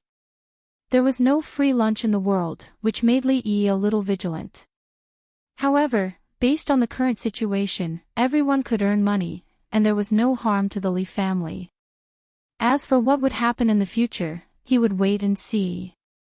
Clans like the Cui family and the Wang clan, although they were rich and powerful, in his eyes, they were not that terrible. After all, the foundation of these clans was largely based on their reputation among the common people or scholars. As for how to ruin their reputation, he actually did not know at all. The few maids in the residence surrounded Xiao Huan and chattered about something. Li Yi walked over, coughed lightly and immediately dispersed. Each of them went to do their own things. Son-in-law. Xiao Huan blushed. No matter how Li Yi looked at her tied-up hair, he found it strange. He pinched her face and said, "Come in." In the room, beside the bronze mirror, the young maid asked with a bitter face, "Son-in-law, does second Mrs. hair not look good when she combs it?" Li Yi finally understood why her hair looked so strange today. He spread her hair and said, "Your second miss looks good when she holds a sword and slashes people." Combing her hair, hee. "Son-in-law, let me do it." The young maid wanted to stand up from the chair but was pressed down by Li Yi. "Don't move." Hearing the words, "don't move," as if she thought of something, the young maid's face immediately blushed. As Li Yi combed her hair, he said, "Don't learn from your second Mississippi. A girl who doesn't know how to cook, doesn't know how to do needlework, doesn't even comb her hair well, and likes to squander." Glancing at the bronze mirror, there was a clear flash of cold light in the direction of the door. Li Yi said without batting an eyelid, "Girls should squander. Silver is to be spent. Girls should not hang around the stove all day. They should be independent and self-reliant. You have to learn from second miss on this point." The sword and the bronze mirror disappeared. Li Yi heaved a sigh of relief. The young maid asked doubtfully, "But didn't son-in-law just say that you don't want Xiao Huan to learn from second miss?" "Don't move." Li Yi pressed down on her head. "If you move, it will be messed up." After a while, looking at the young maid who had two new buns of hair, Li Yi adjusted the position of the two buns and nodded. She finally looked more pleasing to the eye. Xiao Huan wrinkled her nose and asked, "Son-in-law, does it really not look good when your hair is tied up?" "It doesn't look good." Li Yi nodded and said straightforwardly. Hee, then Xiao Huan will comb it like this in the future." When she skipped out, her eyes curved into crescent moons. This was the first time son-in-law personally combed her hair. She ran out of the door and saw a figure walking in from outside. She immediately jogged over. "Miss, you are back. How was the vegetarian offering this time?" Rui sat in front of the dressing table. She took off the pearl hairpin and replaced it with an ordinary hairpin. Li Yi walked over and asked. "Everything went smoothly," Rui said with a smile. "Those things were done by the servants. I only watched from the side." She thought of something and said, "Master Tan Yin of the Cold Mountain Temple asked me to send his regards to you. He said that if you have time, he would like to discuss Buddhism with you." There was no time to discuss with a monk who suffered from being duped about how to dupe others. This was a secret that would not be passed on easily without a few thousand taels of silver. "Xiao Huan, it was my wife who asked her to do this." Li Yi looked at her and asked. Such a silly little servant girl with a childlike temperament would definitely not have the guts, and would not have the mood to do what she did last night. Although she denied it many times when he asked her, but the only person she would protect like this was Rui. Rui said in a small voice, "Xiao Huan is already 16. She was originally a Tong Fong, and she also likes you. 16 is still too young." Li Yi sighed and said, "At least wait until 20. Rui raised her head to look at him and said, "But hubby, I have not passed the age of peach and plum." Li Yi thought for a while and said, "Then 19, it cannot be any earlier." Rui lowered her head. "I was thinking, if Xiao Huan can give birth to a child for hubby, for the Li family." Li Yi's body stiffened slightly. In order to ensure that the eldest son was the legitimate son, no matter if it was a servant girl or a concubine, they were not allowed to have children earlier than the legitimate wife. If such a thing happened in those aristocratic families, it might even involve lives. Now, she actually did not even care about this. One could imagine, before she made this decision, how much hesitation and struggle in her heart. "Hubby." She raised her head to look at Li Yi. Her voice was already choked with sobs. I'm sorry, a grandmaster," at this moment, was only an ordinary woman. The 2 tear stains on her extremely beautiful face were rather eye-catching. What's so good about a naughty child, so annoying? Li Yi's face darkened. He turned back and closed the door, carried her up and walked to the bedside. Hubby, shh, don't talk, doesn't my wife like naughty children, let's give birth now. Strange, what are son-in-law and miss doing inside, why did they close the door again? The little servant girl stood at the door for a while, scratched her head and muttered in confusion.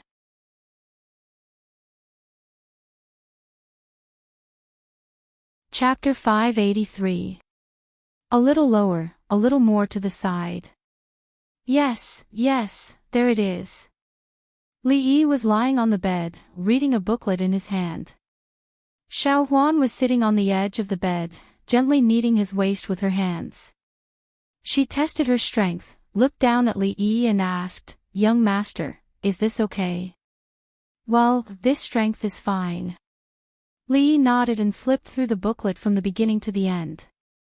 When he saw Li Xian coming in from outside, he threw the booklet to him. He changed to a more comfortable position and continued to lie on the bed. He yawned and said lazily, "Well, look at it yourself. You are the director of the Academy of Sciences, not me. How old are you? When can you be more independent?" Li Xian casually flipped through it a few times before putting it away with a satisfied expression. He asked, "Do you have any urgent matters to attend to in the next 2 days?" Yes. It had only been a few days since the new year. He had wanted to stay at home with Rui and be affectionate with her. 2 days ago, Madame Dowager had rushed him to visit some elders. He only had some free time today. Hearing Li Xian's tone, he knew he was here to make trouble for him. Thinking about it carefully, he must have something to do if he came. He was simply his jinx. Li Xian automatically ignored Li Yi's answer and said, "New Year's just passed, so I want to go visit some of the old generals. You should be going as well, so why don't we go together tomorrow?" He naturally had to visit some old generals. On the day of the Imperial Court Conference, old General Shuo lent him his personal pillar for him to take a nap. At that time, he had mentioned that it was fine if he didn't pay his respects at the new year. If he didn't pay his respects at the new year, he would personally come to block the door. He came to block the door, but it didn't matter on his side. He usually didn't go out and was a full-time husband at home. If he blocked Miss Lu's way and got his leg broken, he would have to pay a large sum of money. "If you want to go, you can go first. I will rest for 2 days." Li Yi didn't want to move these 2 days, so he waved his hand and said. Li Xian glanced at him and said, "Don't blame me for not warning you. If you go alone, something might happen. Isn't it just paying a visit to an elder? What could possibly happen?" Li Yi glanced at him, his tone rather disdainful. "So this is the Shui Manor." Li Yi stood in front of the entrance of a manor and looked at Li Xian as he asked with uncertainty. Li Xian nodded and said, "This is the place." "Is this Grandpa Shui's home?" The Tsundra Lolita was also surprised. Originally, she came with Li Xian, but when she went out, she happened to meet the Tsundra Lolita and Yong Ning. The Tsundra Lolita's rabbit had given birth to a nest of rabbits. Yong Ning was playing with the rabbits at home, and the Tsundra Lolita insisted on following her out. He asked, "This young lady looks familiar, could it be?" He thought for a while, and finally realized something. He immediately stood up and said, "Greetings, Princess Xiaoning." Even though the Tsundra Lolita was only a Lolita, she was still a Princess Lolita. Xiao Huan was immature and played with them all day long, but these old generals in the imperial court would not forget their etiquette just because of her young age. Old General Shui and old General Ma stopped arguing and walked over with big steps. After taking a closer look, they realized that the young lady who was standing beside Li Yi just now and was ignored by them was actually Princess Xiaoning, and they immediately greeted her. the Tsundra Lolita acted like a little adult, and waved her hand and said, "Grandpa Shua and the other grandpas don't have to be so courteous. This was a private occasion, and there was no need to be so formal." Old General Shua had also watched her grow up, so he naturally would not be restrained at this moment. After arranging for the little princess to sit at the top, he then glanced at Li Yi and Li Xian, and asked, "Is this how you two juniors come to visit your elders?" "Servants, bring in the gifts." Li Xian clearly knew the rules. In previous years, when he came to the capital during the new year, he often used this method. He clapped his hands, and immediately, a few servants carried the gifts in. Naturally, Li Yi had also prepared beforehand. What gifts to prepare, and how generous the gifts should be, were all discussed between him and Li Xian. Old General Ma glanced at them and said, "You only want to visit old Shui." Li Xian's expression changed instantly. He did not expect everyone to gather at old General Shui's house today. His eyeballs rolled, and he immediately smiled and said, "Of course not. How can I miss the few elders? Today, I wanted to visit each and every one of you." Pointing at the gifts carried in by his family servants, he said, "These are old General Shui's, and these are old General Ma's." When he stretched out his hand again, he realized that he had only prepared 4 big boxes. After glancing at Li Yi, he pointed at a big box carried in by the Li family servants and said, "These are old General Song's. I'm a step too late."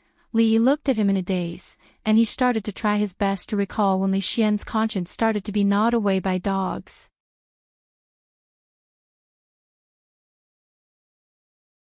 Chapter 584. This old man doesn't need to ask for too much. Tomorrow, I'll send the exact same thing to the Ma residence as it was for old Shui. Old General Ma pointed to one of the boxes and said, "This is my box. Carry it out for me first. I will take it away later." Old General Shui shouted angrily, "Pfft!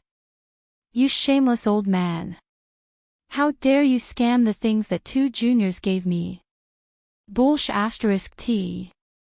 Are your ears for catching wind? Didn't you hear that you said it was for me, old man? Say it again, why? Do you want to fight?" Li Yi was a little disappointed. These 2 old generals didn't have the air of a general at all. They had killed their way out of a mountain of corpses and a sea of blood. If they could fight, they should try not to talk nonsense. Instead, they should grab their weapons and fight. They were like 2 shrews who had their hands on their waists and were cursing at the god of war. Old General Song looked much more refined than the other 2. He looked at Li Yi and asked with a smile, "How is old madam's health?"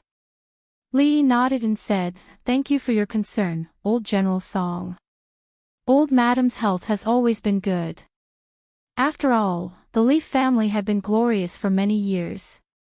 Even though they had declined in recent years, they still had an assistant minister of the Ministry of Personnel to support them. Many of their connections in the capital had not faded yet. Li Yi had never been interested in these things. However, after visiting the Li family one by one at the request of old madam, he realized that the Li family was not as easy to bully as they appeared to be. No wonder they could stand firm in the capital despite being suppressed by the Qin family.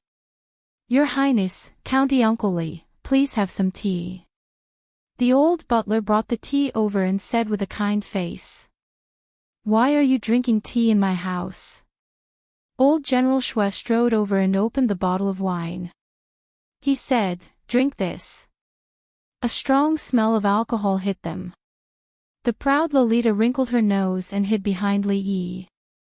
Li Yi and Li Xian's expressions changed at the same time. This was the strong alcohol produced by Goodwill Lane. It was semi-industrial alcohol and tasteless, but it had a strong after-effect. After waking up, one's head would feel like it was about to explode. Only the 2 of them could drink it. Old General Ma furrowed his brows and said, "The little princess is still here. Why are you drinking wine? Get people to remove all these and serve the fruits and pastries. Didn't His Majesty just give you some fresh fruits yesterday? Serve them quickly." Only then did old General Shui realize that there was a special guest today. He hurriedly said, "Yes, yes, take all these away and replace them with some fruits and pastries. Bring out the fruits that His Majesty rewarded us yesterday and instruct the kitchen to prepare some good dishes." "Be quick." Old General Shui returned to his seat and looked at Li Xian. He asked, "His Highness hasn't left the capital yet, right?" Li Xian nodded and said, "His Majesty is holding a banquet in Hibiscus Garden during the Lantern Festival. Father and Mother will only leave after the Lantern Festival.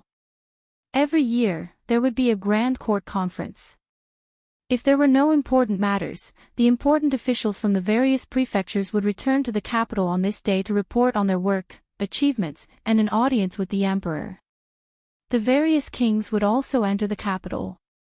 The Grand Court Conference was the highest standard of court ceremonies. It was equivalent to the year-end summary and annual meeting. Of course, among those princes and princes, the king of Shu was an exception. He had just arrived at his fief not long ago, and there were many things waiting to be done. How to harm the people of Shu was the first problem he had to solve. How could he have the time to attend the imperial court meeting? Li Yi was not sure what had happened during the Grand Court Conference. As the dean of the Mathematics Academy, although he had also attended the Grand Court Conference, he had stayed up late the night before and had woken up very early in the morning. When he reached the main hall, he was extremely sleepy and slept from beginning to end with the help of old General Shui's pillar. These gifts had been extorted by him at that time. From that day onwards, there would be lantern shows every day until the Lantern Festival. 3 days before the Lantern Festival, even the curfew would be cancelled. The entire capital would be brightly lit and people would sing throughout the night. It was the busiest day of the year in the capital. Li Yi had also received an invitation. On the night of the Lantern Festival, the old emperor had set up a banquet in Hibiscus Garden. He had invited hundreds of officials and dignitaries of the capital.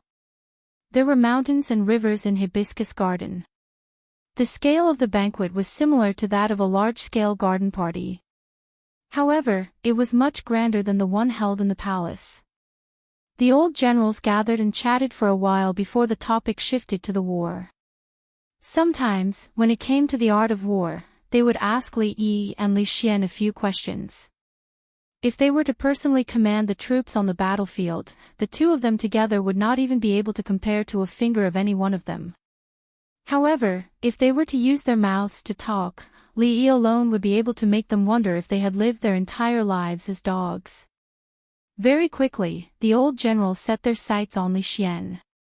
They had fought for their entire lives, but when it came to their contributions to the Jing kingdom and the art of war, they couldn't compare to this little brat. Naturally, they wouldn't look for trouble. Since he had nothing better to do, he played chess with the arrogant Lolita and watched Li Xian being scolded like a dog. This bag was sewn by Rui for her. It could be slung over her shoulder and there were many compartments inside. Li Yi did not know what was in her bag. She looked at old General Shui and blinked her eyes. "Shanning did not bring any gifts, so I'll give these to my brother and sister." Old General Shui was stunned for a moment, then he laughed and said, "Good, good. Our Shanning has grown up and knows to bring gifts." As if she had thought of something, the arrogant Lolita took out a square paper bag from her bag and said, "Oh yes, there's also this." "What is this?" Old General Shui asked with a smile. The arrogant Lolita thought for a moment and said, "Sir said that this is called instant noodles. It won't spoil no matter how long it is kept. It's an essential medicine for traveling, marching, fighting, and killing." With that, she opened the paper bag and broke off a small piece of the flatbread. She put it in her mouth and chewed a few times. She mumbled, "You can eat it directly now. But it tastes better if you soak it in hot water for a while. It won't spoil no matter how long it is kept." Old General Shui looked at her and asked, "If it's stored properly, it should last for a few months." Li Yi stood at the side and said after some thought, This was when Yongning wanted to eat instant noodles. He made them at home. The craftsmanship was naturally simple, but the taste was not bad. However, because there were no preservatives, the shelf life was definitely not as long as in the future. Considering the level of sealing, the shelf life could not reach half a year, but it should be at least half a year. Crash! The sound of a chair falling could be heard. Li Yi turned around and saw Li Xian sitting on the chair with a dumbfounded look. The few old generals stood up and looked at him like hungry wolves. Can it really be stored for 3 months? Old General Ma's eyes were wide open. It should be possible, should be. Definitely. Can it be eaten just by rinsing it? Old General Song asked with a serious face. You can eat it directly. Of course, rinsing it will fill you up even more, but it needs hot water. Where would we get hot water on the battlefield? Just prepare clean water and bring some quicklime. No matter what kind of water you put it in, it will heat up quickly. If you have any leftover quicklime, you can put it in your pocket and sprinkle it on the enemy's eyes when they are unprepared. It's an essential medicine for traveling, marching, fighting, and killing. Not only will it fill your stomach, but the soldiers will also have the strength to fight. Old General Shui looked at him with his eyes wide open. That's not difficult. Prepare dried meat and dehydrated vegetables. When the time comes, we can add them directly. The nutrition will definitely keep up. In other words, this can be used as army rations. It should be used in emergencies. Fried food can't be eaten often either. There are many things that can be used as army rations.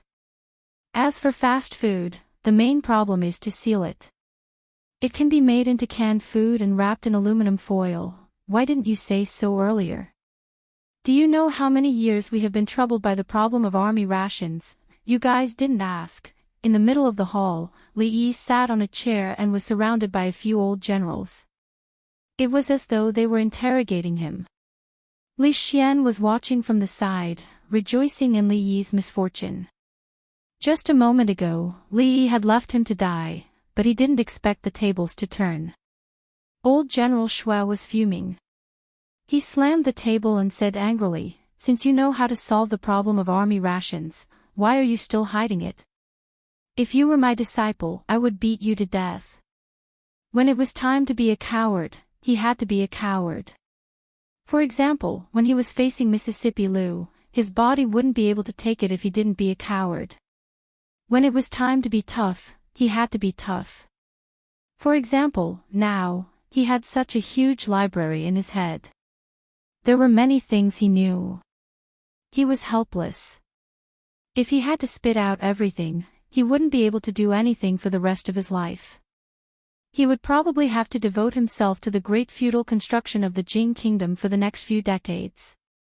Li Yi slammed the table and stood up. He pointed at Li Xian and said, "He has been eating instant noodles for the past few days. Didn't he not think of it? Didn't old General Shui want to find a disciple to beat? It didn't matter if he wasn't his disciple. There was someone who was." The gloating smile on Li Xian's face froze. He swallowed a mouthful of saliva and rushed out like a gust of wind. The Shui family's banquet was very simple. This was something Li Yi could guess from the moment he walked into the Shui family's house. It seemed that the salary of the civil servants in ancient times wasn't high. Even an old general of this level didn't live in poverty, but it was far from what he had imagined. Prime Minister Qin was like this, and so was old General Shui. Even though their families were too powerful, in general, if they didn't have any other means, even the families of the court officials wouldn't have it easy. "Kid, you really know a lot of things." This old man didn't expect that there would be so much knowledge about military rations. Old General Shui tilted his head back and drank a big bowl of wine. He said angrily, "Those rotten scholars aren't even comparable to a kid. Did they waste their decades of studying? This old man doesn't believe it. You haven't been to the battlefield before. How do you know all this?" Old General Ma was puzzled. Old General Shui curled his lips and said, "Old man Ma, have you forgotten? This kid can even write that kind of military strategy. How can a mere military rations be a problem?" Old General Ma's old face immediately revealed a look of realization. He said, "Could it be that this was also imparted by the military expert who taught you the art of war?" Li nodded and said, "Yes, it was a bitter and cold winter." Li Xian was stunned for a moment. He asked, "Wasn't it a scorching hot summer?" Li Yi looked at him and asked, "Didn't you say that it was easier to convince people in winter?" "Oh." Li Xian finally remembered and said, "I remember now. In the end, it was changed to winter." Li Yi glanced at him. He was so forgetful at such a young age. He had to pay attention to the frequency of sexual intercourse in the future. Shaking his head, he turned to look at the old generals and continued, "It was a bitter and cold winter."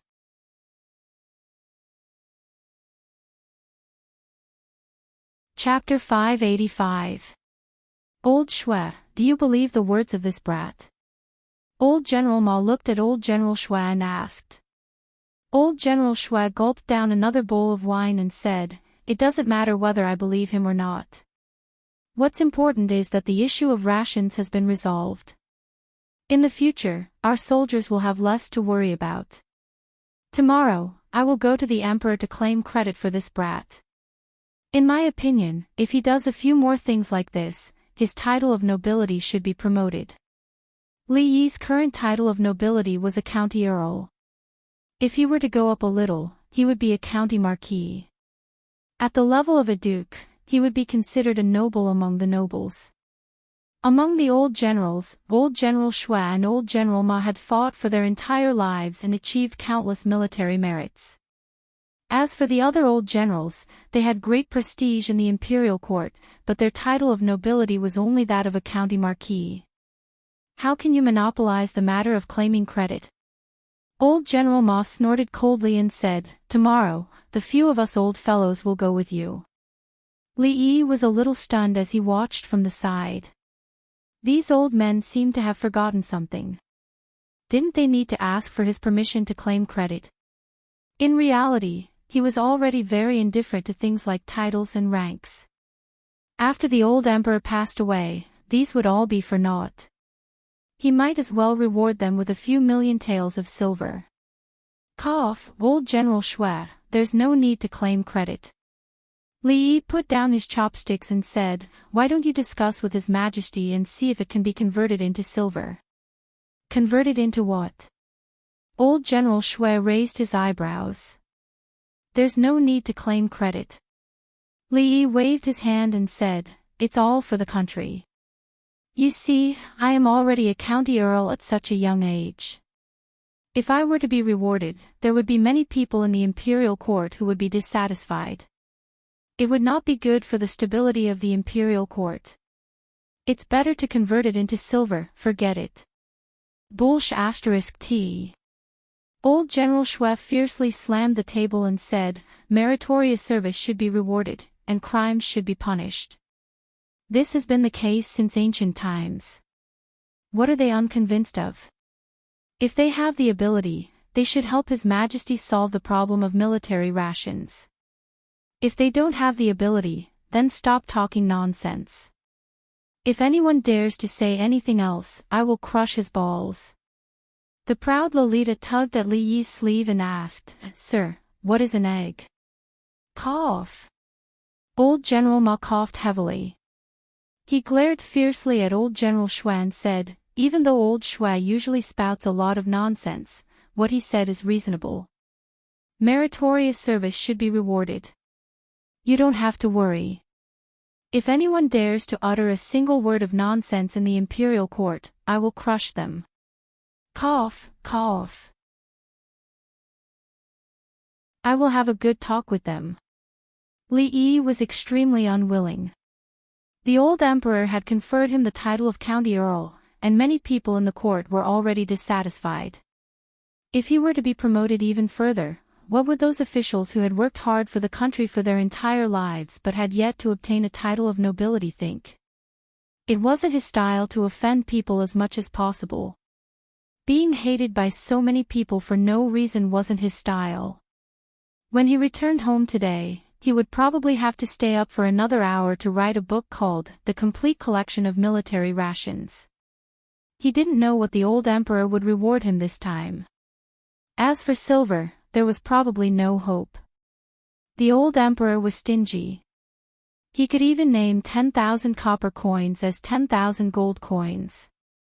There was no way he would get a generous reward. Could it be that he owed the Oldley family a lot in his previous life? Not only did they work so hard to build an academy, but they also had to write a book, eat and drink with him. Now, they even had to raise 2 daughters for him.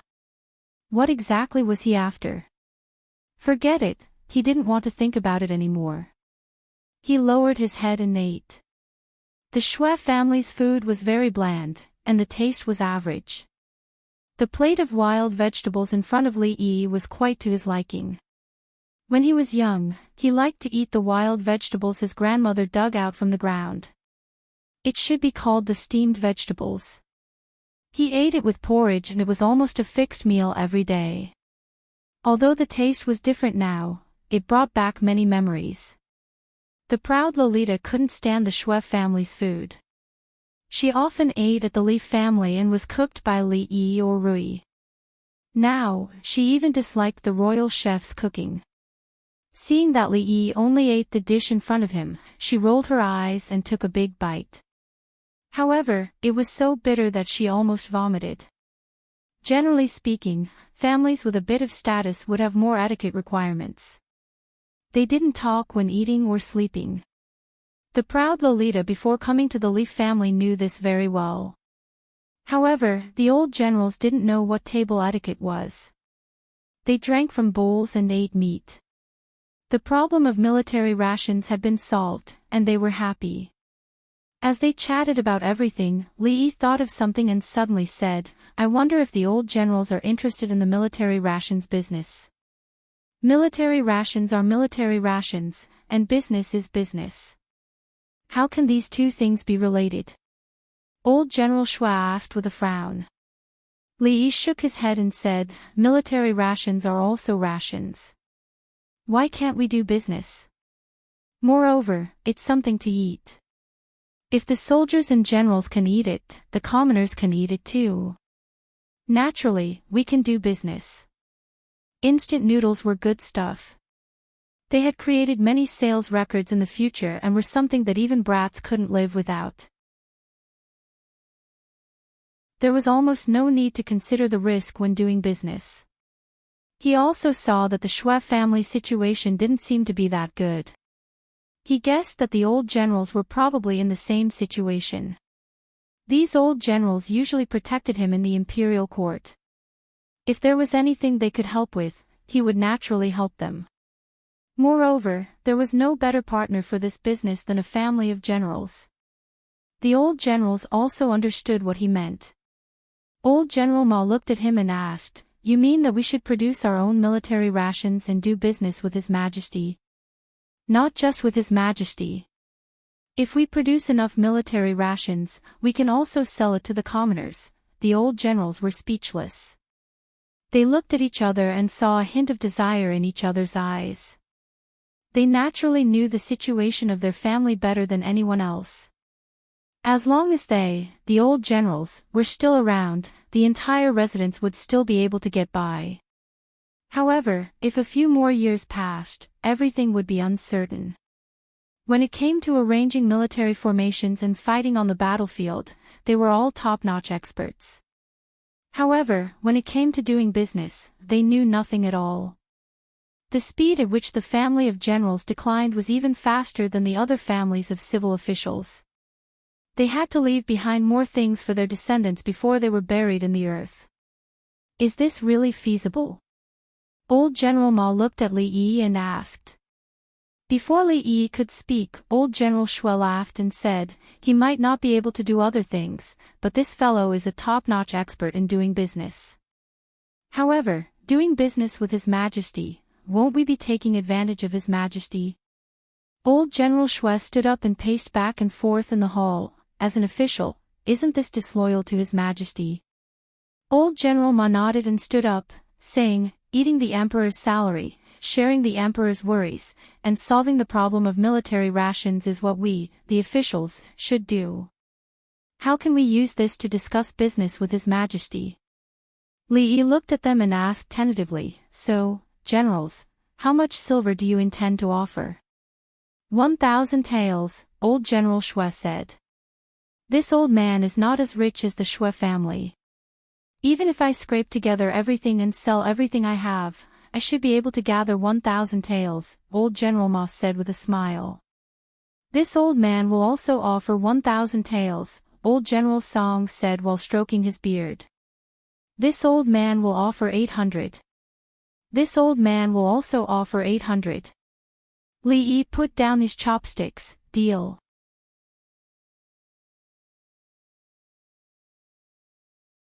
Chapter 586.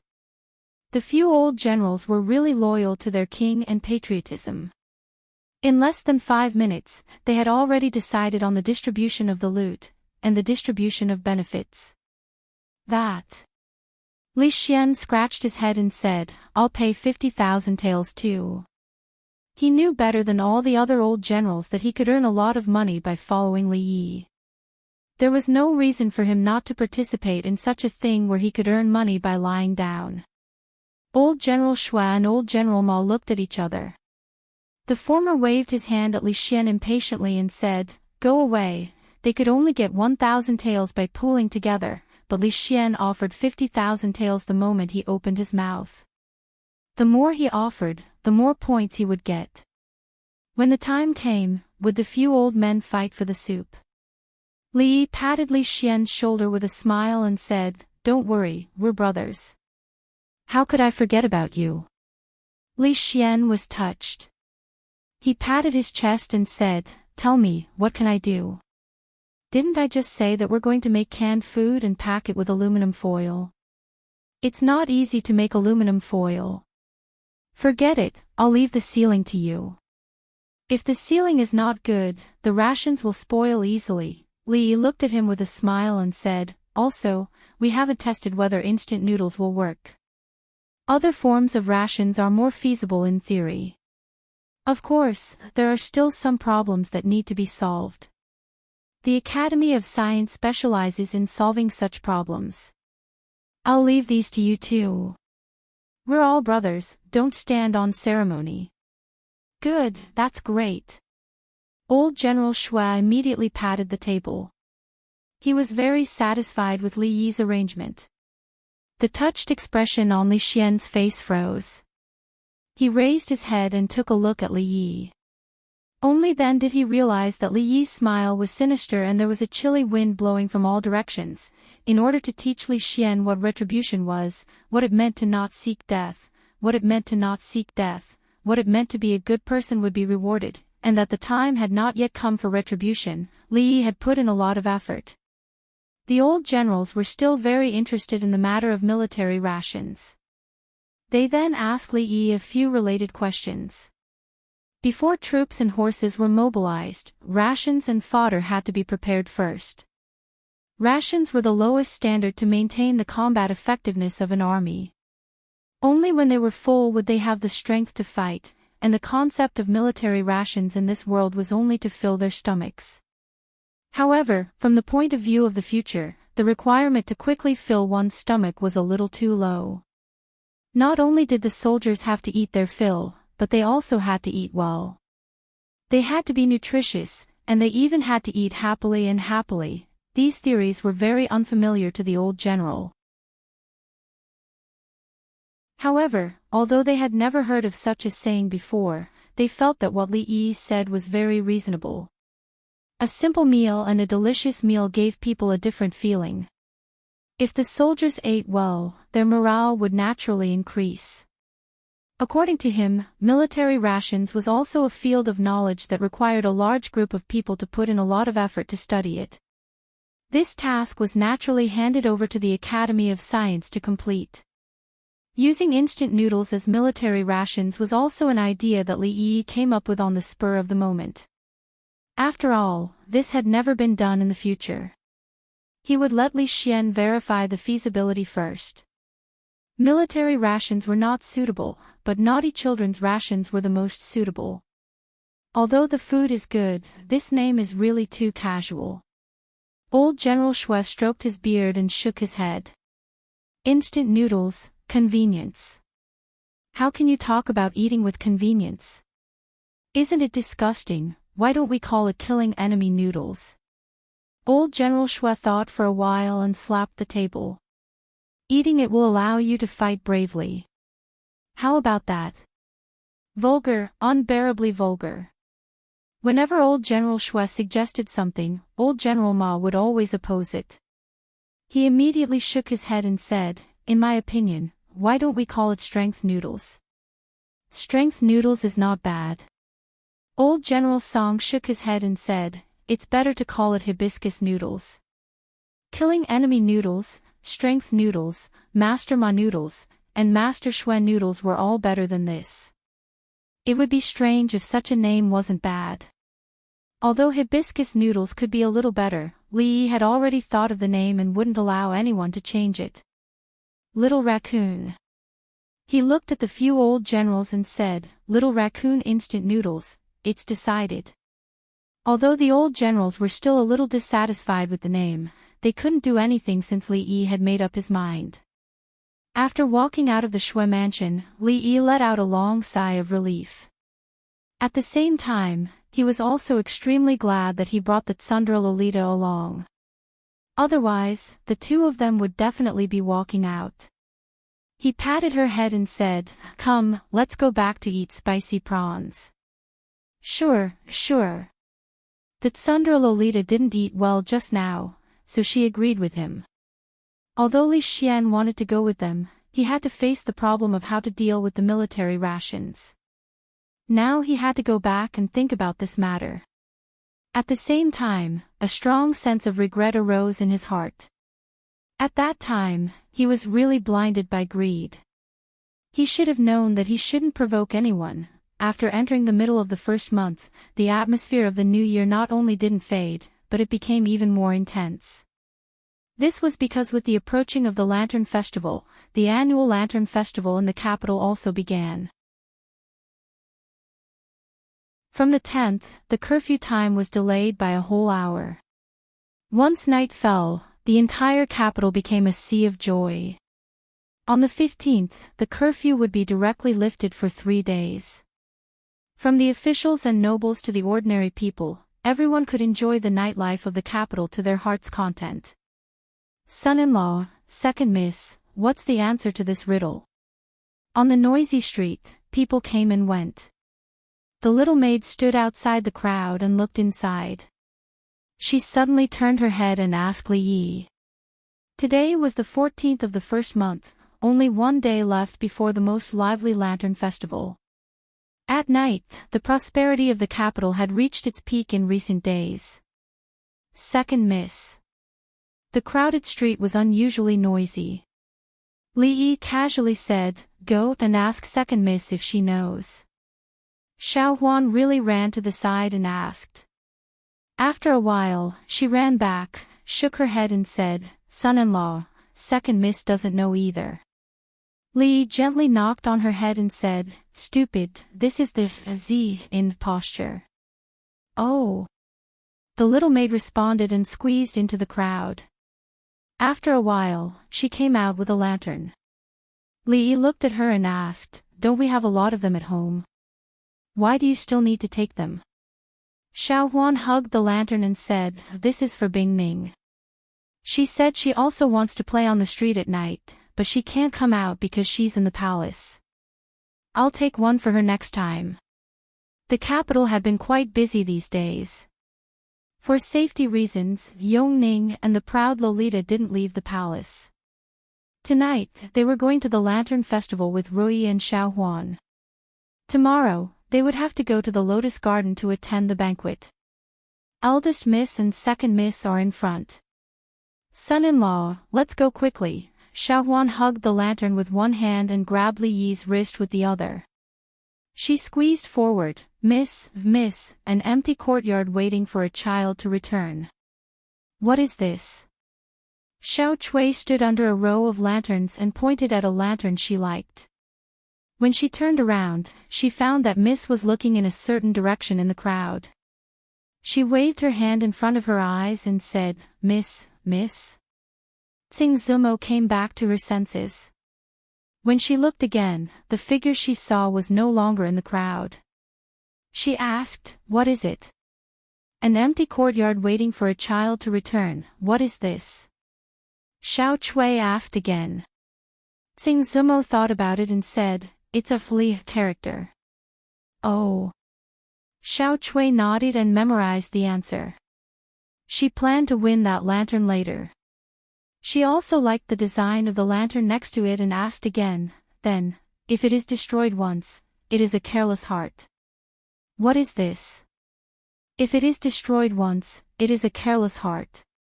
Tsing Zumo thought about it again and said, this is. She suddenly looked at Xiao Chui with a bit of anger and said, one lantern is enough. Why do you need so many? After he finished speaking, he walked forward, leaving the young girl standing in the same place with the lantern in her arms with a baffled expression.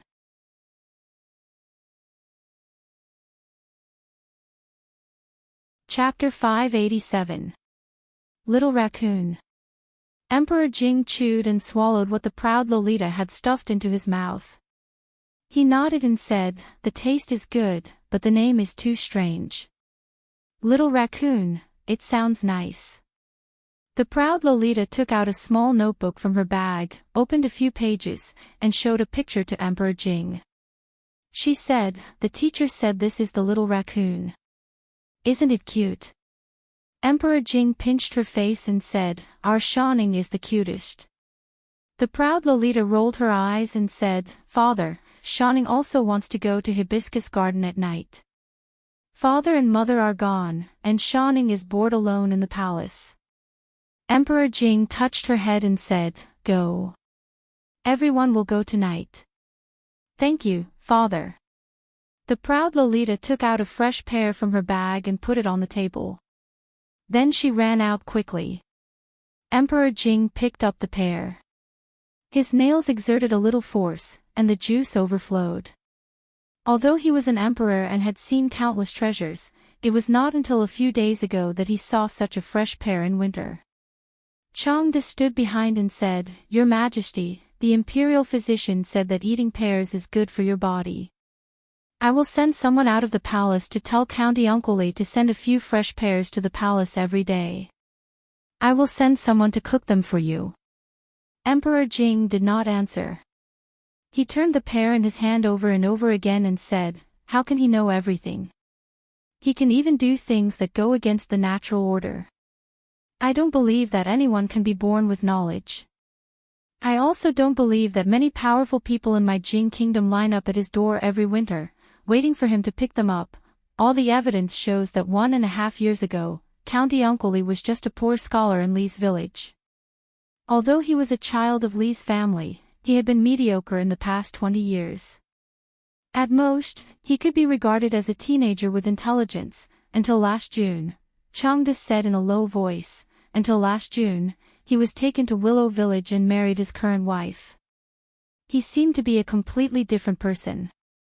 First, he cured Princess Ning's stubborn disease with candied haws, and then he offered divine punishment and horseshoes. He was so talented in poetry that he deserved the title of the first scholar in the Jing kingdom. He was so knowledgeable that he surpassed the great Wenzong of the Qi kingdom. He knew the art of war and medicine. Changde recounted everything that had happened to Li Yi in the past 1.5 years in one breath. Even a grandmaster could not help but gasp for breath. According to the village head, County Uncle Li seemed to have changed into another person after suffering from hysteria. Could it be that all of this is because of hysteria? So, it's a good thing that he suffered from hysteria. Emperor Jing paused and asked, did you find out anything about Willow Village? I have. Changde nodded and said, before Emperor Gaozu founded the Jing Kingdom, Willow Village was once a bandit's nest. After Emperor Gaozu founded the country, he sent troops everywhere to suppress bandits in order to pacify the people. Willow Village became good at that time. For nearly 100 years, it has been hiding in that small village. However, the bloodline of the Liu family has always enjoyed a prestigious reputation in the martial arts world. Every few decades, one of them will be born, and they will always stir up quite a storm in the martial arts world. Li Yi's wife, on the other hand, is a grandmaster expert who has hidden her strength. Is that supreme master really so powerful? Emperor Jing asked with a trace of doubt on his face. Changde nodded and said, Your Majesty, you don't know that the so-called Supreme Master is a respectful title for those who have reached the advanced level of martial arts in Wulin. They are extremely powerful. They come and go without a trace. Even the imperial court will be extremely troublesome if they provoke one. Emperor Jing just asked casually about the Supreme Master in Wulin. The next moment, he changed the topic and said, I will draft the decree in a while. Do as the old generals say. Changde nodded and knew that His Majesty sympathized with the old generals. Although it was appropriate for them to handle the military provisions, it was most appropriate for the imperial court to handle it directly. He looked up at Emperor Jing and said, There are still a few hours before the banquet. Your Majesty, go and have a rest first. This time, His Majesty's illness lasted for a long time. He was sick for almost the whole winter. It was not until the weather became warm in the past 2 days that his body began to gradually recover. However, he could not be too tired. He needed to be energetic before he could attend the banquet in Furong Garden. Emperor Jing waved his hand and said, It's okay. I feel much better today. These days, I have missed a lot of court affairs. Pick a few important memorials and send them over. Changde's face showed helplessness, but he could only whisper, I will obey your Majesty. What? Send a basket of pears to the palace every day. Li Yi looked at the 2 eunuchs standing in the yard and resisted the urge to kick them out. He could accept the arrogant Lolita coming to eat a few from time to time. However, the old emperor wanted to kill them all. If they sent a basket of pears every day, they would have nothing to eat in 2 days. At most 2. Li Yi looked at them and said coldly. County Uncle Li, 2. This servant can't report back. One of the eunuchs showed a difficult expression and said, 5, how about 5? From 1 basket to 5 so quickly, these 2 idiots obviously did not know how to bargain. Li Yi glanced at them and said, 2. Let's each take a step back.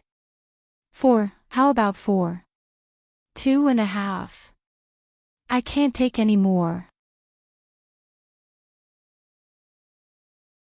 This is what His Majesty wants. Half is 2, in the end, the number of pears was 3. Li Yi always felt that the original oral decree should not be a basket. The old emperor could not be so shameless. This kind of thing could be done by Chang. He should have taken a tougher attitude just now. Otherwise, he could have saved 1.5. Soon, the 2 eunuchs were sent away. These insensible fellows were just combing Rui's hair. They were going to Hibiscus Garden to attend the banquet in the evening. The officials and dignitaries attending would also bring their families. As for the womenfolk, of course, the Empress would be the leader. This kind of super large party was only held twice a year. Although he was not very interested in this kind of banquet, he could not refuse. Who dared not to give face to the old emperor? Husband, when did you learn to comb your hair? Sitting in front of the dressing table, Rui looked at his reflection in the bronze mirror and asked. A few days ago, I used Xiao Huan to practice, Li Yi said casually. Therefore, combing hair depended on talent and had nothing to do with gender. In this matter, he could completely crush Mississippi Liu. Next time, I think it's better to ask Xiao Huan to come. Rui hesitated for a moment and said, "If this kind of thing is spread out, the officials and dignitaries in the capital will laugh at you."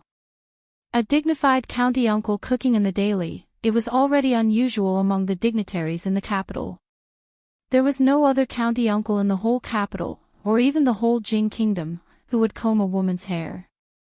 What's wrong with combing a wife's hair? This is a natural thing. Who dares to laugh at it? Li Yi curled his lips. He was least afraid of rumors. If anyone dared to laugh at it, tomorrow's front page of the capital newspaper would be about some dignitaries having an illicit relationship with a sow after getting drunk. Compared to this matter, a county uncle combing his wife's hair was nothing. "Goodbye, son-in-law." "Goodbye, miss." Xiaohuan stood at the door and waved at the carriage that was going far away. Only when the carriage disappeared did she walk back in disappointment. These days, son-in-law and miss felt a little different. They often went out to play without her and Second Mississippi. In Second Miss's words, they were more tired of each other.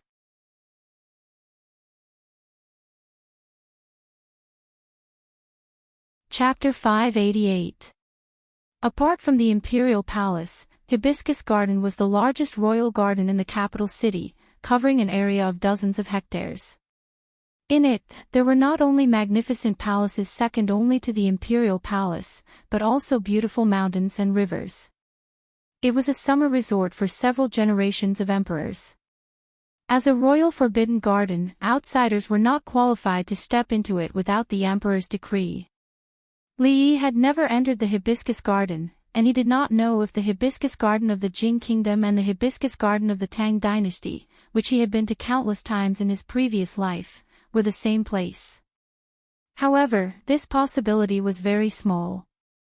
The structure of the world today, and even the topography and names of places, were difficult to match with certain things in his memory. The carriage stopped before it got close to the gate. It stopped on a spacious field. Li Yi and Rui walked over on foot. There were countless guards outside the garden. At a glance, one could see several rows of armored guards patrolling around. Tonight, almost all the high-ranking officials of the Jing Kingdom were here. Of course, the security work had to be raised to the highest level. Otherwise, if some lawbreakers were to take care of all these people, the Jing Kingdom would be in chaos without the need for other countries to do anything. At that time, they would only need to send troops to take over the territory. After handing over the invitation and walking into the garden, they realized that there were so many officials and nobles in Jing Kingdom, and most of them were unfamiliar.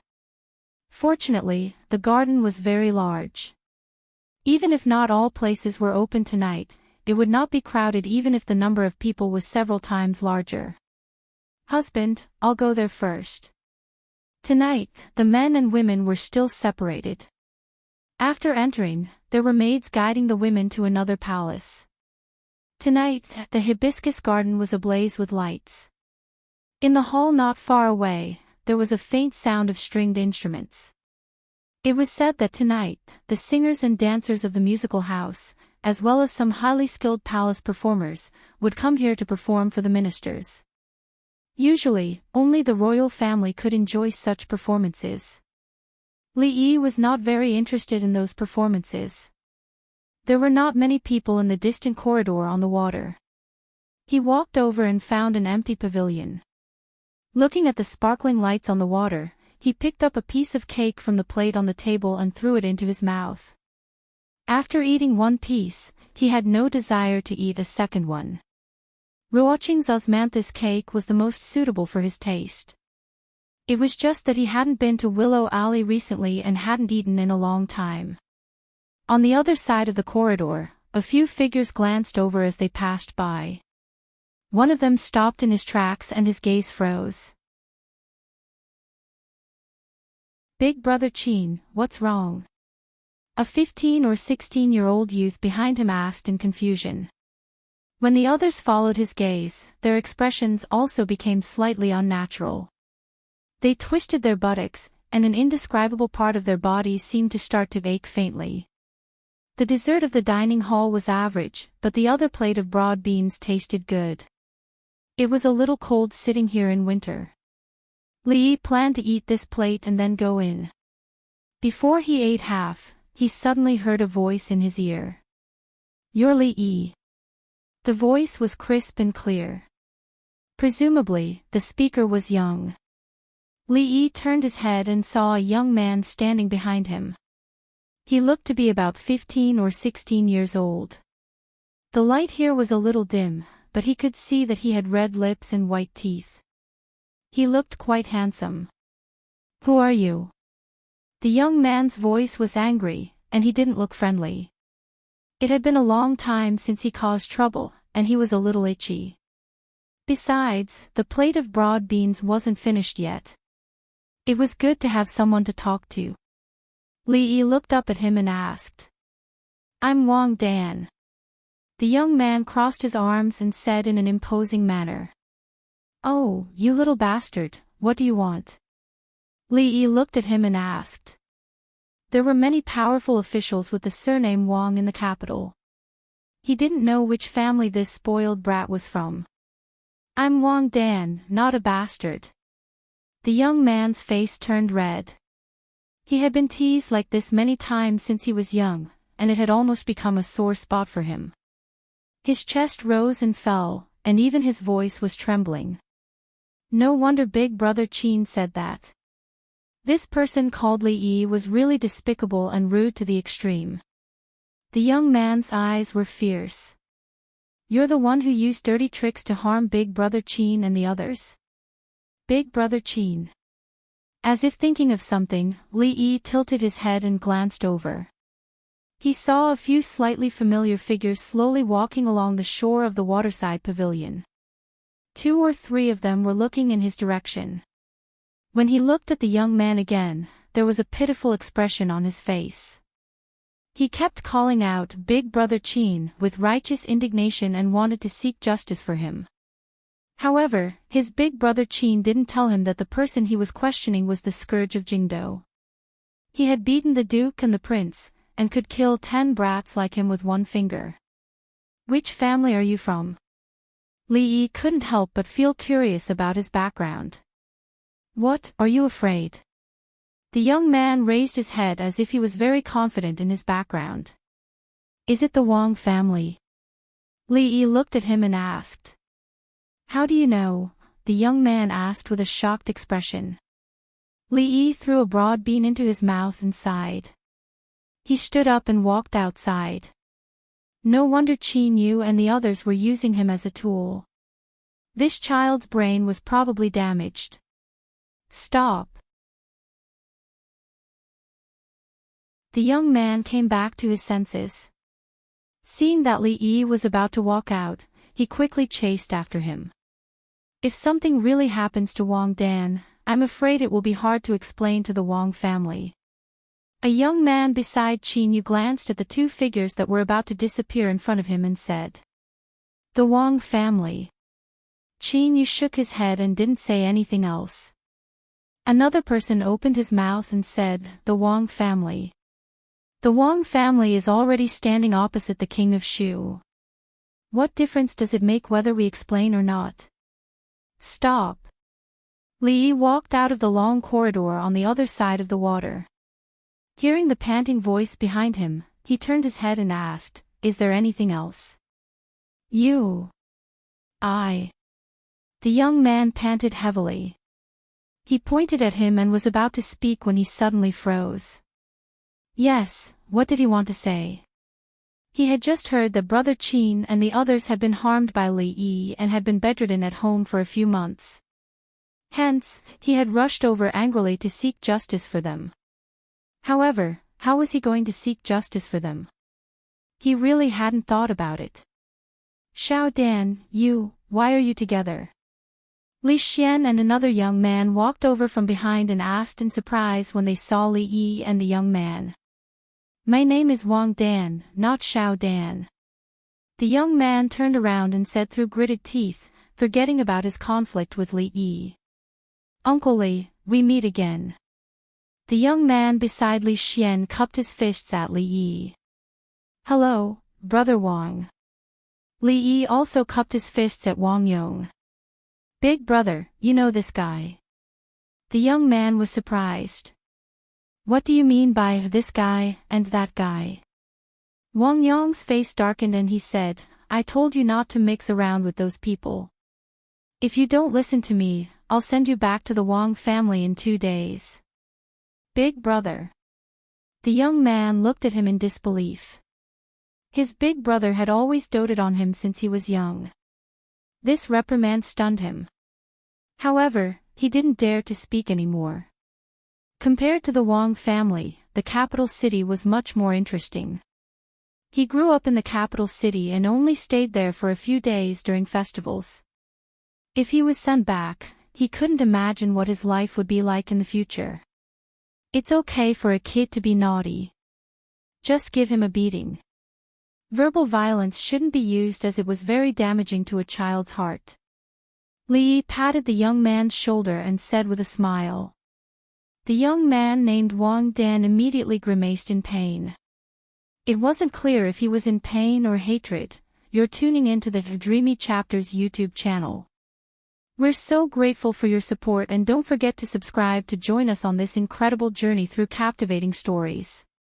Your generosity through donations truly makes a world of difference, as it's the primary source of revenue that allows me to expand and enhance this channel for you. Thank you from the bottom of my heart for being a part of this adventure.